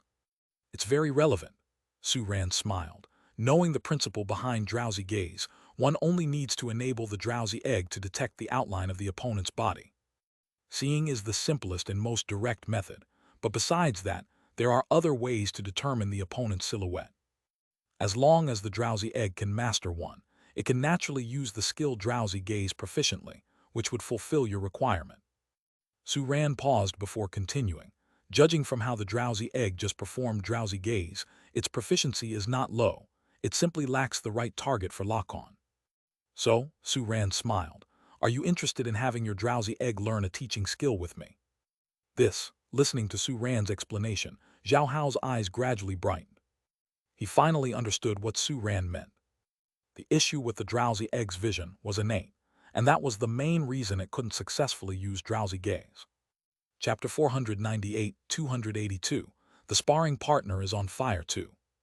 If a skill could allow drowsy gaze to be used without the need for eyesight, then undoubtedly, it would be an indirect but effective solution. "What skill is it?" Zhao Hao quickly asked. "A one-star super ability attribute skill, super sensing," Su Ran said leisurely, providing an answer that brightened Zhao Hao's eyes. "Super sensing." A look of surprise appeared in Zhao Hao's eyes. "Will that work?" He was not unfamiliar with this skill. The one-star skill super sensing allows a pet beast to probe its surroundings using super ability attribute power. It could be said to be the skill that super ability attribute pet beasts find easiest to learn later in life. After all, super ability attribute pet beasts inherently possess stronger sensory abilities than pet beasts of other attributes. With specialized instruction, this skill can be mastered by a super ability attribute pet beast in just a day or two, and sometimes even faster. "For the next 2 days, I will bring the drowsy egg to train super sensing," Zhao Hao spoke earnestly. "2 days?" Su Ran blinked, then let out a laugh. "That won't be necessary." He glanced at the drowsy egg, blindfolded and unaware of its surroundings, and rolled up his sleeves. 2 minutes will suffice." As everyone on the first floor looked on in eager anticipation, Su Ran walked out of the elevator with poise. "Boss Su, how did it go?" Dutan asked anxiously. "Can the issue with my classmate's pet beast be resolved?" "You're asking if I can do it," Su Ran smiled. "It's already taken care of." "Oh, so it's already." Dutan blinked, then his expression turned to astonishment. "That fast?" From the time both individuals had entered the elevator to Su Ran coming out alone, it had been at most 10 minutes. The problem was resolved in such a short amount of time.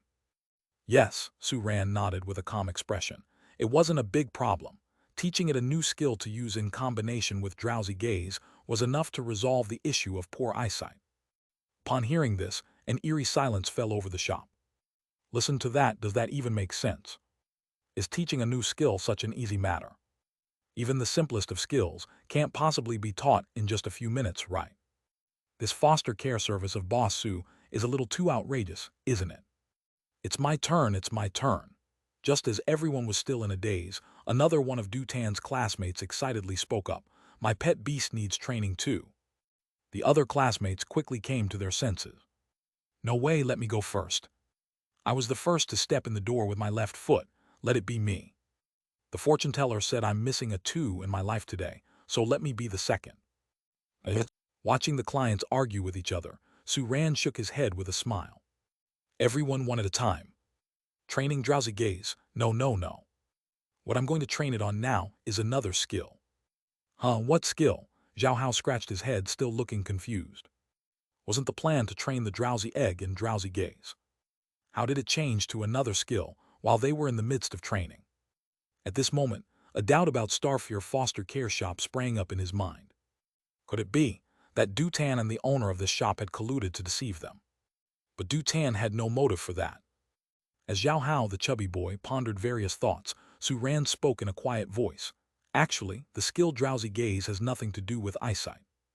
It locks onto the opponent from afar, releasing the super ability attribute power to make the opponent feel drowsy and dizzy." Su Ran paused slightly. "And this locking mechanism requires a clear knowledge of the opponent's physical outline. So, when the drowsy egg casts drowsy gaze, it must first look at its opponent to lock on before launching its attack. This has made many people believe that the drowsy egg's drowsy gaze can make people sleepy with just one glance. Actually, there are some misconceptions here. But even if it's as you say, what does this have to do with training?" Zhao Hao asked with a thoughtful expression on his face. "The connection is quite significant," Su Ran said with a smile. "Once you understand the principle behind drowsy gaze, you just need to give the drowsy egg a way to discern the outline of its opponent's body. Seeing is the simplest and most direct method, but aside from that, there are other ways to perceive the opponent's body outline. As long as the drowsy egg masters one, it can naturally execute the drowsy gaze skill normally, which would also meet your requirement." Su Ran paused and then continued. "Considering how the drowsy egg just used drowsy gaze, its proficiency is not low. It's just lacking a suitable target to lock onto." "So," Su Ran said with a smile, "are you interested in letting your drowsy egg learn a teaching skill from me?" Hearing Su Ran's explanation, Zhao Hao's eyes gradually lit up. He finally understood Su Ran's point. The drowsy egg's problem with vision was congenital, which was the primary reason it couldn't successfully use drowsy gaze. If it could overcome the requirement for vision through a skill, it would undoubtedly be an ingenious workaround. "What skill is it?" Zhao Hao asked quickly. "A 1-star super ability attribute skill, super sensing," Su Ran said leisurely, giving an answer that made Zhao Hao's eyes shine. "Super sensing," surprise flashed in Zhao Hao's eyes. "That will do it." He was not unfamiliar with this skill. 1-star skill super sensing allowed a pet beast to detect its surroundings using super ability attribute power. It could be said to be the easiest skill for a super ability attribute pet beast to learn. After all, super ability attribute pet beasts naturally possess stronger sensory abilities than other attribute pet beasts. With proper instruction, this skill could be mastered by a super ability attribute pet beast in just 1 or 2 days, and sometimes even faster. "For the next 2 days, I will be training the drowsy egg in super sensing," declared Zhao Hao earnestly. "2 days?" Su Ran blinked, then chuckled. "There's no need for such trouble."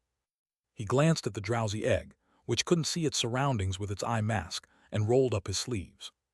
2 minutes will suffice." As everyone on the first floor waited eagerly, Sue Ran walked out of the elevator with grace. "Boss Sue, how did it go?" Dutan asked anxiously. "Can my classmate's pet beast problem be solved?" "Are you asking if I could do it?" Sue Ran smiled. "It's been solved already." "Oh, so it's already." Dutan blinked and then his face turned to shock. "That fast?" From when the two of them entered the elevator to Sue Ran coming out alone, it hadn't even been 10 minutes in total. Could the issue really be resolved in such a short time? "Yeah," Sue Ran nodded nonchalantly. "It wasn't a big problem. I just taught it a new skill to use in combination with drowsy gaze, and that solved the vision issue." After these words, an eerie silence fell over the shop. Listen up, is that even possible? Teaching a new skill, is it really that simple? Even the simplest skill couldn't possibly be taught within just a few minutes, could it? Isn't Boss Sue's coaching service a bit too incredible? "It's my turn now, it's my turn." Just as everyone was still stunned, another of Dutan's classmates spoke up excitedly. "My pet beast needs coaching too." The other classmates quickly came to their senses. "No way, let me go first. I stepped in the door with my left foot first, so let me go. The fortune teller said I'm missing a 2 in my life today. Let me be the second." Watching the customers argue with each other, Sue Ran shook his head and chuckled. Everyone one at a time. Chapter 499, 283, The Secrets of the Sky-Touching Mysterious Wood. The Starfare Foster Care Shop not only offered excellent washing and protection service, but the foster care service and accompanying training service were also remarkably newsworthy, spreading like wildfire through the night, slightly stirring up the monster wooden city. Unfortunately, Sue Ran, who had already completed the stage task, could no longer display the fame of the Starfare Foster Care Shop in Monster Wooden City. Otherwise, he would have found that the fame had already surpassed 50% and was still climbing rapidly. And all of this fermentation became evident on the following day. Before the doors of the Starfare Foster Care Shop even opened, customers, drawn by its reputation, were already queuing up outside. Unlike before, among these customers were not only those coming for washing and protection, but also new patrons interested in the foster and training services. They stood on the street bathed in the morning light, chatting quietly among themselves and occasionally looking toward the firmly shut doors of the Starfare Foster Care Shop, hoping to catch an early glimpse of the young yet mysterious owner of the foster shop. But they were bound to be disappointed. For the person who slowly opened the door and stepped out in response to the expectant crowd wasn't Sue Ran, but a new, unfamiliar face. "Ladies and gentlemen, welcome to Starfare Foster Care Shop Tilda," the newly promoted system store manager spoke with a clear, announcer's voice. "I am the acting store manager, and today's business officially begins." Although the crowd found something odd about the tone of the stranger, they were not in the mood to be concerned with that at the moment. All they wanted to know was where Boss Sue had gone. Suddenly, voices inquiring about Boss Sue's whereabouts started to rise and fall outside the shop. "The boss is out on business today, so I, along with 2 other clerks, will be dedicated to serving you all." The system store manager smiled and gestured toward the 2 clerks behind him. "We've all come for Boss Sue's skills. If he's not here, do you have the same level of expertise?" A customer couldn't help but speak up. "Had I known this would happen, I wouldn't have queued up today." Yeah, with Boss Sue not here, I'll come back tomorrow instead." "Me too." Many customers couldn't help but voice their thoughts, their spirits dampening at the idea of the foster shop changing hands. "Please rest assured, everyone. If the boss has entrusted the shop to us, he naturally believes we have the capability to maintain it," the system store manager said loudly, then winked at a clerk behind him. That system clerk nodded slightly and stepped forward, speaking softly. "Since you're already here, why not give us a try?" For some reason, after hearing the clerk say, "Since you're already here," the idea of leaving that had dawned on the customers started to waver. Indeed, since they were already there, why not give it a shot? The customers who had spoken up about leaving were no longer so resolute. The system store manager secretly gave the clerk a thumbs up, then continued. "Please come inside. Starting from today, the Starfare Foster will offer washing and protection services 24/7, and other services will be expanded accordingly. We will provide each and every customer with the best possible service." Wow, Tilda. Hearing that the services at the Starfare Foster were going to improve and expand, a flicker of excitement appeared in the customers' eyes. This news made them forget all about the change in the shop's management, and they swarmed in. Seeing this, the system store manager snapped his fingers. Let's get to work.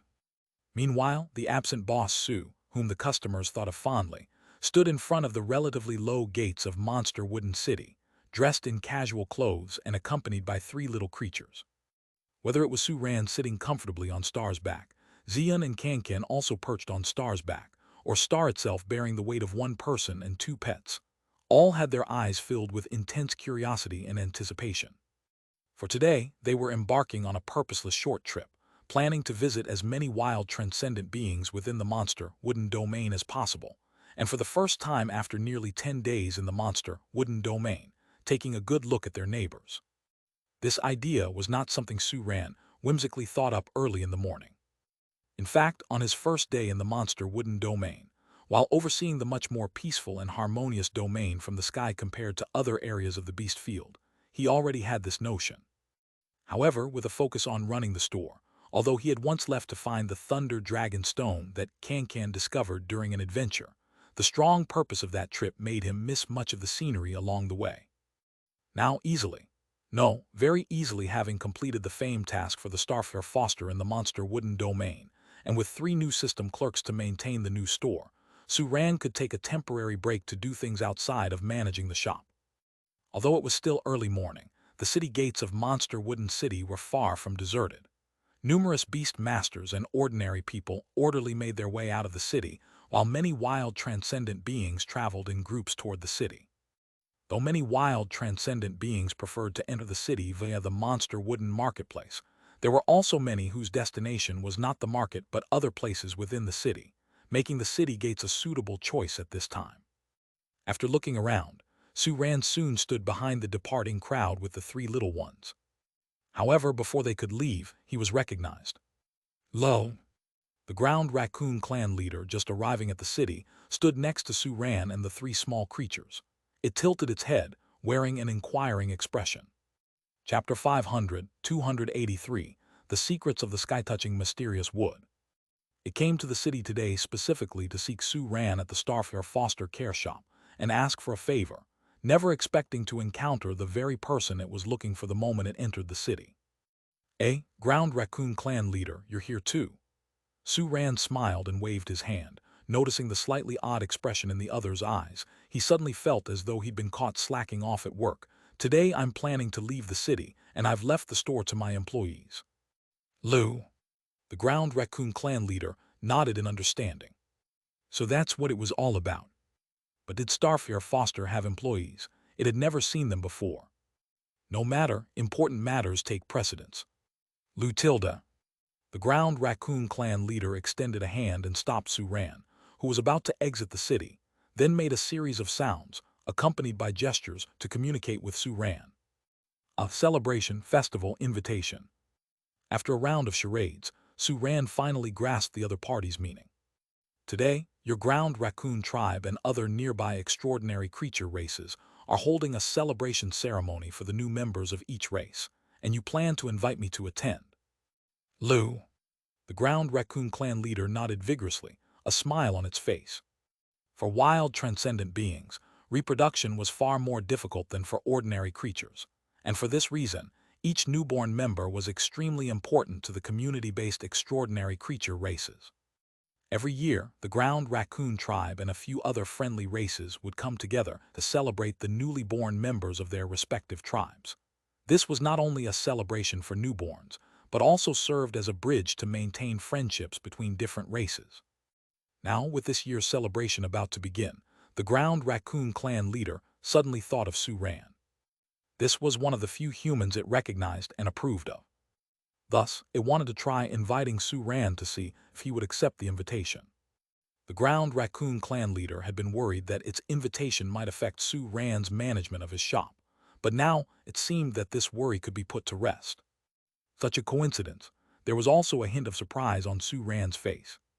He hadn't expected to have just enough downtime to coincide with their celebration. According to the Ground Raccoon, in addition to itself and the Earth Rock Rat, races that Sue Ran was already familiar with, there would be quite a few other races he had never interacted with involved in the event. This piqued Sue Ran's interest immediately. Looking at each other, Sue ran, and the three little beasts quickly reached a consensus. "Let's check it out." "In that case, let's go have a look," Sue Ran said with a smile. "Thank you for the invitation, but—" He paused slightly. "I need to make a quick stop back home to grab a few things." "You can't show up to someone's celebration empty-handed. You've got to bring some essentials. Not tableware, but washing and protection supplies." The celebration described by the Ground Raccoon clan leader had some similarities to a christening Sue Ran had in mind. Considering this, he thought maybe he could put his expertise to good use during the event. It would serve as a thank you to the tribes that invited him. And incidentally, he would also get to see how customers were taking to the three new employees at the shop. Thinking of the three new employees and their style, which ran in the same vein as their predecessors, Sue Ran's expression became a bit peculiar. "Lutilda." The Ground Raccoon clan leader nodded slightly, indicating it was no problem. Although it didn't know what Sue Ran was going to fetch, it had plenty of patience. After all, there was still a fair amount of time before the celebration began. Watching Sue Ran's retreating figure, the Ground Raccoon clan leader decided to head towards the small market near the city gate. While Sue Ran was still away, it seemed a good idea to buy some human candies and snacks at the market. The various tribes all enjoyed eating these items, especially the kinds with nuts. On the other hand, carried swiftly by Star, Sue Ran soon arrived at the Starfare foster care shop. Seeing the well-ordered queue outside the shop, he breathed a sigh of relief. It seemed that in his absence, the three new employees had maintained order in the shop quite well. Sue Ran's appearance also caused a small stir among the waiting customers. "Boss Sue is back. Are you going to manage the shop today?" One of the customers couldn't help but ask. Even though the acting store manager had assured them that their service would not be inferior to Sue Ran's, in the hearts of these untried customers, Sue Ran was obviously the most reliable. Hearing this, the other customers also looked on expectantly. Sorry." Facing the customer's expectations, Sue Ran cleared his throat and bowed slightly. "I have other matters to attend to today, so the operation of the shop will be left to the three employees. However, their service is no different from mine, and everyone can rest assured in choosing us. Trust in our Starfare foster shop," Sue Ran sincerely said, nodding towards the system store manager who had come out in response to the noise. With Sue Ran personally vouching for him, the crowd placed more trust in what the acting manager had said earlier. Although they were still disappointed that Sue Ran would not be serving their pet beasts today, the customers were understanding. If only they knew that Sue Ran's other matters involved going out for fun, their thoughts might have changed a bit. After calming the customers' emotions, Sue Ran signaled the three little beasts to wait at the entrance and then hurried into the shop. Chapter 501, 283, The Secrets of the Sky-Touching Mysterious Wood. "Hello, boss." The acting store manager greeted Sue Ran with a respectful smile, followed by a look of confusion. "Wasn't it said that they were in charge of today's business? Why has the boss come back?" "I'm going to take a set of spare washing and protection supplies out," Sue Ran explained, then waved to the acting store manager. "You go to the accompanying practice area and attend to your business. There should be plenty of practice accompaniment services today." Following Kingju City and Ziyun City, the third system store manager of Monster Wooden City mainly handled practice accompaniments. In this way, the three store managers each had different responsibilities, allowing the resources each store provided to Sue Ran to complement each other to some extent and strike a balance.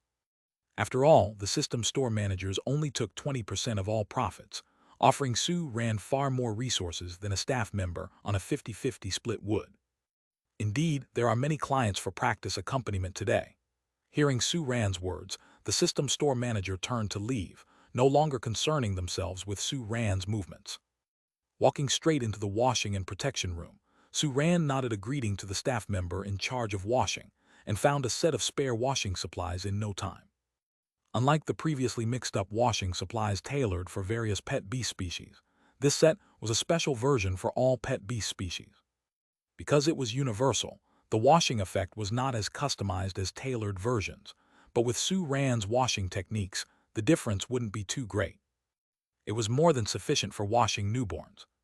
Packing the necessary items into a small box, Sue Ran stepped out of the store again, waved goodbye to the clients at the door who were reluctant to leave, and then vanished in a flash under the rapid dash of Star. When he reappeared at the meeting place with the ground raccoon clan leader by the city gate, he just caught sight of the clan leader returning with a sack over his shoulder that was larger than its own body. "Let's go." Sue ran, guessing the contents from the labels on the sack, smiled and considerately suggested, "There's a lot of stuff here, Can-Can can help later." Chatilda, no problem. Can-Can, a mini version of itself sitting on Star's back, glanced at the huge sack several times its current size, and waved a paw without any strain. With nothing else delaying them, one human, 3 beasts, and the ground raccoon clan leader left the city side by side. After a distance from the city gate, Can-Can leapt down from Star and transformed, quickly growing from its tiny size to dozens of meters in length. Though its body hadn't fully returned to its original state, such a size was quite satisfying to Can-Can.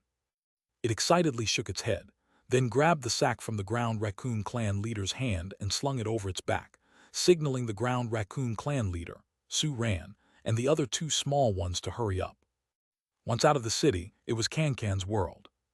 Zylu Tilda, indeed my feeling back then was correct. Star neighed, shaking its head helplessly. Ever since Can-Can's subterranean skill was promoted to 3 stars and became the subterranean shape pond capable of carrying people, Star had foreseen that its position as the team's mount was under threat. Now the premonition had turned into reality. In some special circumstances, Can-Can was indeed more suitable for carrying everyone than Star. "Let's go." Suran smiled. "Can-Can, don't dive too deep. We can enjoy the scenery." Chatilda understood. Can-Can nodded its head, and after everyone was on its back, an earthen yellow halo flickered around its body. The next moment, its massive figure began to sink slowly. Not completely submerged underground, Can-Can kept just its limbs and lower part of its shell buried, with its head and upper shell exposed. This allowed everyone sitting on the shell to have a normal view of the surrounding landscape. Tilda. A hint of envy appeared in the eyes of the ground raccoon clan leader. It could tell that the skill Can-Can was using had an effect similar to burrow soil, but it was definitely higher level than burrow soil. Burrow soil only allowed an earth attribute pet beast itself to dive underground, unable to carry much. For instance, the sack the ground raccoon had just now couldn't be taken underground. But Can-Can's skill could do this and even carry people. If it also mastered this skill, everyday life would be much more convenient. Of course, it was only a thought. After all, not everyone could like Suran enhance the stars of a pet beast's skills. Ordinary transcendent beings only had a chance when evolving. Let's go." Once its height was stabilized, Can-Can shouted and started speeding towards the location of the celebration, guided by the ground raccoon clan leader. Even though full speed for Can-Can obviously couldn't compare to Star's pace, this was a good thing for Suran and the other 2 little ones. After all, they were intending to take a closer look at the situation within the monster wooden domain. The slower they traveled, the clearer they could see. And they had the ground raccoon, a local guide, right by their side. As Monster Wooden City receded further behind them, Suran, entering deeper into the monster wooden domain, also saw the sky-touching mysterious wood growing larger in his line of sight. This was probably the largest transcendent being Suran had ever seen among all. It was so big that it exceeded Suran's understanding of transcendent beings. The mysterious wood's main trunk rose to tens of thousands of meters, with a thick and lush canopy that extended horizontally for dozens of kilometers, as if propping up the entire sky. Moreover, countless branches fell to the ground, taking root in the soil to become new branches. Chapter 502, 283, The Secrets of the Sky-Touching Mysterious Wood. On the body of the sky-touching mysterious wood, one could still see wild, transcendent beings moving within the range of the forest. The phrase, "a single tree forms a forest," became a reality on the sky-touching mysterious wood. Even Can-Can, who expanded her body to the maximum using Jizumitsu, still found a great difference when comparing her body size with that of the sky-touching mysterious wood. Chatilda, it's really so big. As Can-Can expressed her amazement, a hint of anticipation surfaced on her face. With each advancement, her own form had greatly increased in size. After a few more advancements, would she be as big as this, or even bigger?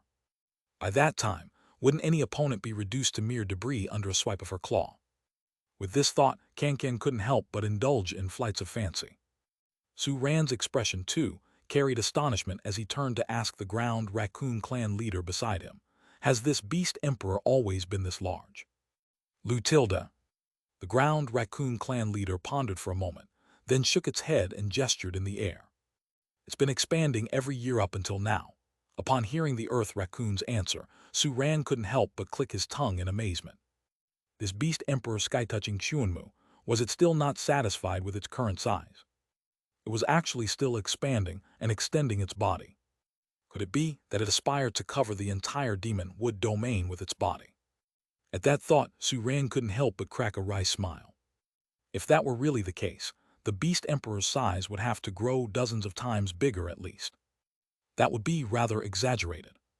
Lutilda, different from Suran's astonishment, in the eyes of the ground raccoon clan leader, a trace of concern and loss emerged. "What's wrong?" Sensing the other party's emotions, Suran couldn't help but inquire, "Does the beast emperor's body expand with side effects?" Upon hearing this question, the earth raccoon hesitated slightly, then gestured again. Combining the varying tones of Lulu, Suran quickly understood the content it intended to communicate. The enormous body of the beast emperor was not without its side effects. When the ground raccoon clan leader first arrived at the demon wood domain, which had only recently been established, the sky-touching mysterious wood stood merely a kilometer high. Its form was immense, but not nearly as exaggerated as it was now. Back then, the sky-touching mysterious wood could respond to the requests of every transcendent being within the demon wood domain. The ground raccoon clan leader was well aware that the earth raccoon group that came to this place at the time was very grateful for the protection of the sky-touching mysterious wood, so every day they would give a portion of the collected resources and items to it. In return, the sky-touching mysterious wood would always extend a branch to take these gifts and reciprocate with items of equal value to the earth raccoon group. When the earth raccoon group faced trouble, seeking help from the sky-touching mysterious wood always resulted in a prompt resolution. However, as the body of the sky-touching mysterious wood gradually expanded, all this began to change. The frequency with which the sky-touching mysterious wood responded to other beings' calls started to decrease. What used to be a response every time turned into a response only once after several calls, and eventually it became almost impossible to get a response. The ground raccoon clan leader, who had experienced the entire change, knew very well that it was not because the sky-touching mysterious would no longer wish to respond and help other beings. It was simply unable to do so. Clearly, this was the consequence of the sky-touching mysterious wood's expansion in size. The colossal body made its perception of the outside world become dull. Now, the sky-touching mysterious wood was even unable to sustain the natural production of mystical wood dew. If it continued to expand, the eventual outcome of the sky-touching mysterious wood might be. "Chal, how scary." Kankan couldn't help but shrink her head back. If this was the cost of becoming larger, then she didn't want to grow any further. "You won't end up like that," Suran gently stroked its head, comforting her. The sky-touching mysterious wood forcibly expanded its body to a ridiculous extent that its own strength couldn't cover. That's why it ended up like this. Your growth in size is natural with each growth stage. This is your original body type, so such a problem won't occur. Chatilda, that's a relief. Kankan let out a heavy sigh of relief, her face filled with a touch of gratitude. She had thought that if she continued to grow, she would end up like the sky-touching mysterious wood. After consoling Kankan, Suran turned his head to look at the ground raccoon clan leader. He had understood the problem with the sky-touching mysterious wood, combining his own understanding of tree-like extraordinary creatures with the description from the earth raccoon. But there was still one very important issue. Doesn't the sky-touching mysterious wood itself feel that there's a problem? Suran asked, puzzled. If it wants to, it should be able to control its body to stop expanding, or even shrink back to its original size, right? Lou. Hearing Suran's question, the ground raccoon clan leader's eyes dimmed. This question had naturally occurred to them as well. About tens of years ago, when the sky-touching mysterious wood could still sporadically respond to everyone, countless transcendent species within the demon wood domain gathered to discuss the sky-touching mysterious wood's issue. In the end, representatives from various species were sent to call out to the sky-touching mysterious wood together. They wanted to attempt to persuade the sky-touching mysterious wood to stop the behavior of expanding its body. At that time, The current ground raccoon clan leader was not yet the clan leader of the group, but it happened to be the representative sent by the Earth Raccoon group. It had personally experienced that moment, and to this day, the memory was still vivid. The sky-touching mysterious wood responded to them. Its attitude remained friendly, but it was resolute when facing the persuasion of representatives from various species. Chapter 503, 284 Speculation and Celebration Opening. Chapter 504, 284 Guessing and Celebration Opening. As for the specific reason, the ground raccoon clan leader did not say, but it was probably related to the roots of the sky-touching mysterious wood. As Suran and his 3 pet beasts entered the shady lair with the ground raccoon, a cool feeling instantly surged towards Suran and the 3 little ones. Zylu tilde, this place is so comfortable tilde. Star Power whined, feeling the suddenly enriched dark attribute energy of the place, a look of satisfaction emerging in its eyes. Cha tilde, indeed tilde. Upon entering, Can shivered all over, unable to help itself from nodding in agreement. The moment it stepped into the area covered by the physique of the sky-touching mysterious wood, it felt a rich earth attribute power that wasn't available outside. That was the power emanating from the sky-touching mysterious wood itself, yet it did not repel any creature that entered its vicinity. Instead, it showed an even closer affinity to creatures of the earth attribute.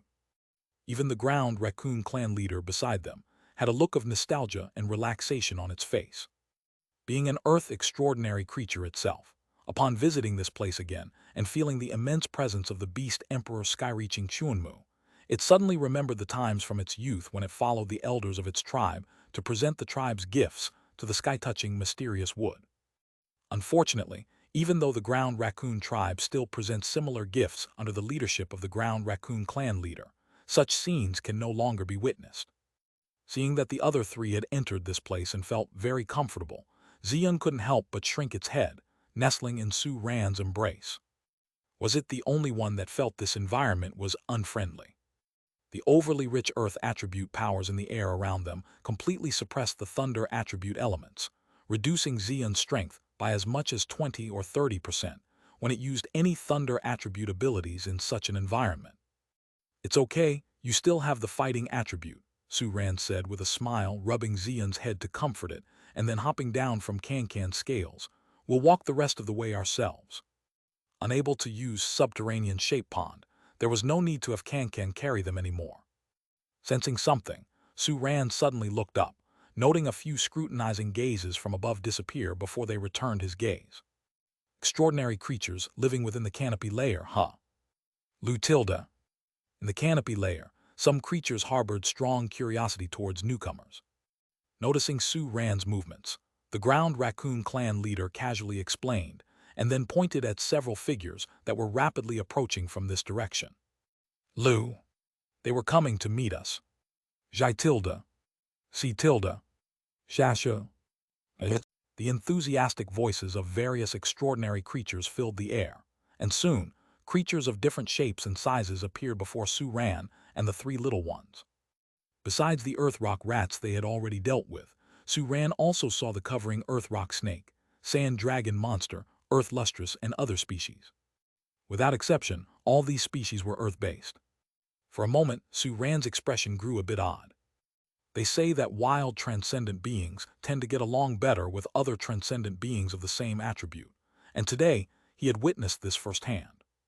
It looked like the other species, the ground raccoon had mentioned, were likely to be earth attribute as well.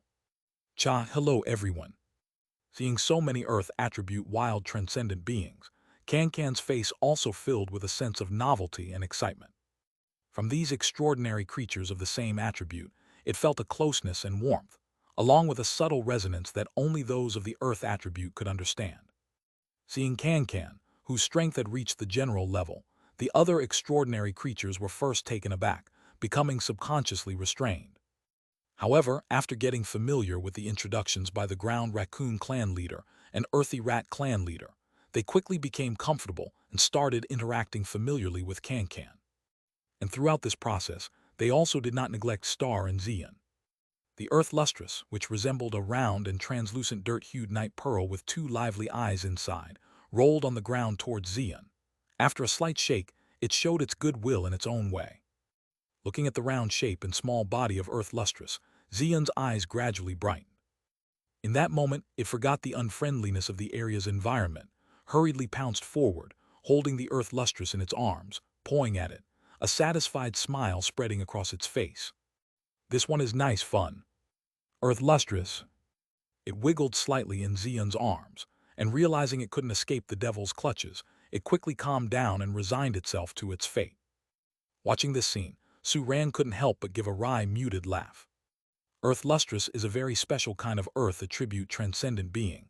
Their bodies, just like a night pearl, are completely made up of Earth Yuan.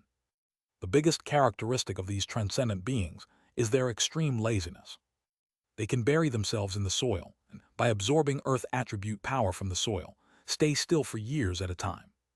Even more exaggerated, some have never moved from their birthplace until their death. At this moment, this Earth Lustrous was probably the same. Held by a terrifying pet beast that could easily tear it apart anytime, it couldn't be bothered to struggle more. Seeing that Xian made no other move, just occasionally toying with it using her paw pads, Su Ran also made no move to stop them. Just let the two of them play. I believe both Xian and Earth Lustrous are enjoying this process. Following that, Su Ran turned his gaze to another side.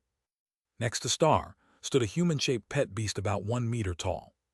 It had facial features similar to humans, but its appearance showed brown-gray, bark-like wrinkles. It was clothed in a bamboo-woven garment and wore a straw hat on its head, holding a wooden walking stick in its hand. Earth System Lead Species, Withered Wood Elder. This species is known as the Wise Ones of the Earth attribute, and their 3 2-star skills and 1 1-star skill are all non-attack type skills, each with extremely high utility. Their experienced-looking exteriors correspond to their sharp insight into the outside world and their ability to think critically. At this moment, this strong withered wood elder was softly communicating with Star, occasionally tapping his walking stick twice on the ground rapidly, a yellow-green glow flashing by. It was his talent 2-star skill, Wood Grain Secret Language.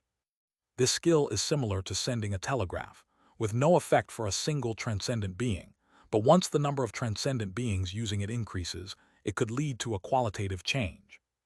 Now, the withered wood elder was communicating with Star, while simultaneously using Wood Grain Secret Language to connect with his distant kin. Tilde. After a brief exchange and getting to know each other, the ground raccoon turned its gaze toward the withered wood elder, with a hint of inquiry. Tilde. The withered wood elder nodded slightly and lifted his walking stick, indicating that he had already sent the message of ground raccoon clan leader and Su Ran's arrival to his own clan. Thashes. The sand dragon monster let out an excited shriek, lowering its massive body as hundreds of legs extended simultaneously, gesturing for everyone to climb aboard. This was an Earth-based transcendent being resembling a centipede, with quite impressive defense abilities and also high mobility. Its rock-brown exoskeleton gave an impression of coldness and strength. At this moment, this strong withered wood elder was softly communicating with Star, occasionally tapping his walking stick twice on the ground rapidly, a yellow-green glow flashing by. It was his talent 2-star skill, Wood Grain Secret Language. This skill is similar to sending a telegraph, with no effect for a single transcendent being, but once the number of transcendent beings using it increases, it could lead to a qualitative change. Now, the withered wood elder was communicating with Star, while simultaneously using Wood Grain Secret Language to connect with his distant kin. Tilde. After a brief exchange and getting to know each other, the ground raccoon turned its gaze toward the withered wood elder, with a hint of inquiry. Tilde. The withered wood elder nodded slightly and lifted his walking stick, indicating that he had already sent the message of ground raccoon clan leader and Su Ran's arrival to his own clan. Thashes. The sand dragon monster let out an excited shriek, lowering its massive body as hundreds of legs extended simultaneously, gesturing for everyone to climb aboard. This was an Earth-based transcendent being resembling a centipede, with quite impressive defense abilities and also high mobility. Its rock-brown exoskeleton gave an impression of coldness and strength. Chapter 505, 285, Newborn Baptism. Lulu. How do you feel about this location? The ground raccoon clan leader turned his head to look at Su Ran, who had just set foot on solid ground, his eyes showing an inquisitive look. On the way, Su Ran had already shared his idea of performing the washing and protection service for each newly born member of the celebration crowd with the leaders of the various clans. The Ground Raccoon clan leader and the Earthy Rat clan leader, who had dealt with Su Ran on numerous occasions, naturally had no objections. But other Earth-based species who had little interaction with Su Ran felt hesitant upon hearing that Su Ran would perform a washing and protection service on the new members they highly valued. Fortunately, with the enthusiastic recommendation and assurance of the Ground Raccoon clan leader and the Earthy Rat clan leader, such hesitation quickly dissipated. Su Ran's plan for washing and protection eventually won everyone's approval and gratitude. And the spot chosen for Su Ran's washing and protection service was this earthy platform, built jointly by the Earth extraordinary creatures. Now, the Ground Raccoon clan leader was inquiring whether the platform was suitable for Su Ran's washing and protection service, or if there needed to be any changes. "This platform is very good. Just a few minor adjustments will suffice," Su Ran smiled, briefly described the environment he needed for the washing and protection, and soon, an Earth attribute pet beast skilled in Earth manipulation swiftly completed the necessary adjustments to the platform. Lulu Tilda. The Ground Raccoon clan leader gesticulated a few times at Su Ran, then waved his hand and, leading the other clan leaders, turned and left. Su Ran understood what the other party meant. There was still some time before the celebration began, and during this time, he was free to look around. "Let's go, let's greet these Earth extraordinary creatures," noticing that there were quite a few wild extraordinary creatures whom he hadn't met before coming and going. Su Ran relaxed and turned his head to the three little ones. "Chatilda, make friends." Cancan's eyes lit up, repeatedly nodding its head. It loved making new friends the most. "Zilutilda, let's go." Star emitted a sharp call, a look of interest flashing in its eyes. The withered wood elder they had spoken with earlier possessed the same penchant for thought as it did, and their enjoyable conversation made Star feel differently about the Earth-based species. Initially, it thought all Earth-based species were as headstrong and straightforward as Cancan. "Cha the chew." Cancan couldn't help but sneeze, looking around in confusion. What was going on? Could it be that someone was thinking about it? Cancan couldn't help but turn to look at its friends, as Star shifted its head guiltily away. "Meow, let's go." Xian reluctantly let go of the Earth Lustrous clan leader it had been holding in its arms, but without much regret on its face. It had seen many equally interesting beings among these wild extraordinary creatures, and was eager to get close to them. One human and three pet beasts quickly mingled into the beast swarm, surrounded by a group of young and curious wild extraordinary creatures. Gudu. The first to approach was a small creature covered with earthy yellow fur, resembling a fuzzy ball. Its eyes, hidden beneath its fur, furtively sized up the human and the three beasts, as if to ascertain the identity of the human before them. "Asbestos dumpling, come here." Su Ran immediately recognized the creature's species, chuckled to himself, waved at it, and sat down on a big stone nearby.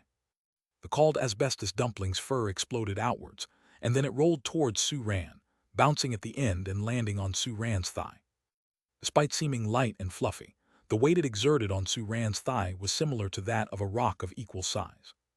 Fortunately, such weight was almost negligible for Su Ran.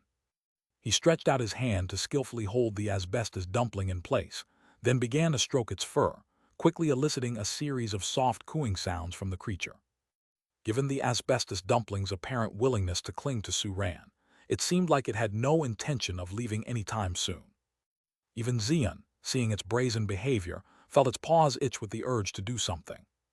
The other wild extraordinary creatures, who had merely come to crowd around but had not approached, began to sense Su Ran's goodwill from his actions towards the asbestos dumpling and grew more accepting of him. They each came closer to Su Ran and the three little ones, making various sounds, expressing their friendliness in their own ways. Mixed in were all sorts of curious questions about Su Ran, but understanding them completely was still somewhat difficult for him. At times like this, Su Ran would miss 12, who was far away in Beast Field 97. If 12 were here, the situation would undoubtedly be smoother. "One at a time, don't rush." Aware of the problem after Su Ran spoke up, the little ones quickly nominated a small representative, a withered wood elder whose strength was still at the transcendent stage, but whose appearance revealed signs of old age. Gusu Tilda. The withered wood elder handled a wooden walking stick in its hands. It had 8 fingers, but they were as nimble as a human's, rapidly gesturing in the air. It was unclear where this little withered wood elder had learned so many human gestures, but combining them with its varied tones of voice, Su Ran soon understood its meaning. With the help of this little translator, Su Ran patiently answered the little ones questions about things like what human cities are like and whether human food is tasty. Chapter 506, 285, Newborn Baptism. For a moment, Su Ran felt as if he had stepped into a nursery. Fortunately, the swift return of the ground raccoon clan leader soon resolved the encirclement around Su Ran.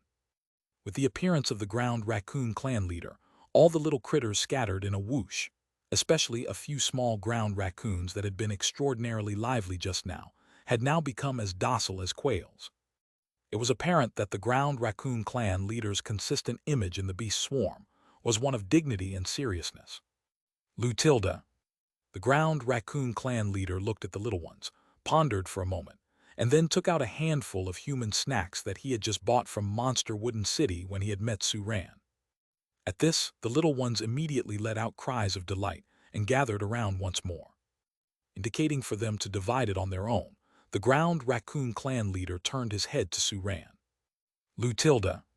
Is it about to begin? Su Ran nodded in understanding, then glanced at the little beasts scrambling for the sweets. They are the main characters today, huh?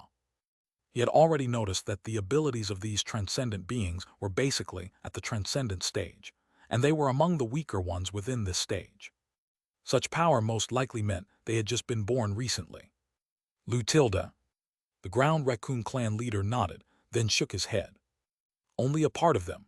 Su Ran guessed its meaning once more, nodded in understanding and shook the small box in his hand. I'm ready.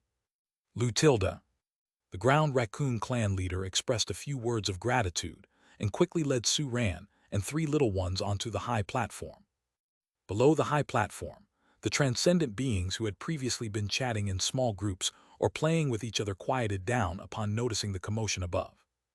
On the high platform stood one of the clan leaders with the oldest qualifications among the various groups, rumored to have experienced the dawn of the monster wooden domain.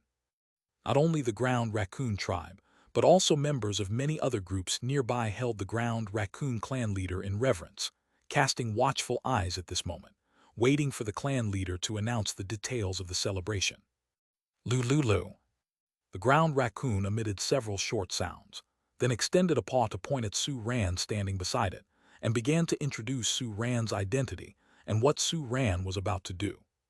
As its voice fell, the gazes of the various group members shifted towards Su Ran, followed by a slight commotion of chattering in the field. The members of the ground raccoon and earth rock rat tribes, along with a few members of other tribes who had been to Monster Wooden City, were naturally familiar with Su Ran, but many other transcendent beings were meeting Su Ran for the first time. Hearing that Su Ran was going to help their group's new members with washing and protection, and that the effects were only slightly less than that of mystical wood dew, the extraordinary creatures got excited. Doom! A deep knock brought silence to the field again. Also ascending the high platform, the withered wood elder clan leader, acting as the host of today's celebration, looked calmly at everyone, and then gestured for the ground raccoon clan leader to continue. Lulu tilde Lu. With a tone bearing a touch of solemnity, the ground raccoon clan leader finally raised his arm in a cry, announcing the official start of the ceremony. The first part of the celebration was for each group's new members to make their first public appearance. Among a hullabaloo of cheers and shouts, an earth lustrous the size of a fist, resembling a brownish-yellow night pearl, slowly rolled onto the high platform, presenting itself in front of the beast swarm. This was a newly born member of the earth lustrous tribe. Elemental transcendent beings didn't have the concept of reproduction. Every member of their group was born randomly, and because of this, it was much more difficult for them to produce new members compared to other extraordinary creature groups. In similar past events, the Earth Lustrous tribe did not participate, as seeing other groups celebrate new members while having none themselves was indeed depressing. Fortunately, this time the Earth Lustrous tribe also had their new member. The clan leader, who had stayed motionless in the earth for several years, uncharacteristically rolled over with a young clan member to attend the celebration. And this Earth Lustrous also proved its mettle by skillfully demonstrating each of its skills on the stage to the applause of the audience below, showing no signs of laziness and appearing rather spirited. Soon, the Earth Lustrous on stage finished its demonstration. From those slightly glowing eyes hidden within its body, one could see that it was equally satisfied with its performance. Gusu Tilda, with a hint of a smile in his eyes, the withered wood elder gestured for the Earth Lustrous to head over to where Su Ran was to receive its cleansing. The gaze of the beast swarm, too, followed the Earth Lustrous's movements and finally rested on Su Ran. The beasts were equally curious to see what human washing and protection looked like. "Hello," Su Ran said softly, crouching down slightly to pick up the rolling Earth Lustrous. "Don't be nervous, I will give you a wash now." The preparations needed for the washing and protection of the Earth Lustrous had been completed by Su Ran while it was showcasing its skills. Next, the washing and protection could proceed directly. The next moment, Su Ran placed the Earth Lustrous into a small basin filled with warm bath solution. Mui Tilda. The hard shell of the Earth Lustrous trembled slightly the moment it touched the bath solution. As the warm bath solution enveloped it, the Earth Lustrous could distinctly feel its body being nourished by a strange and yet comforting power.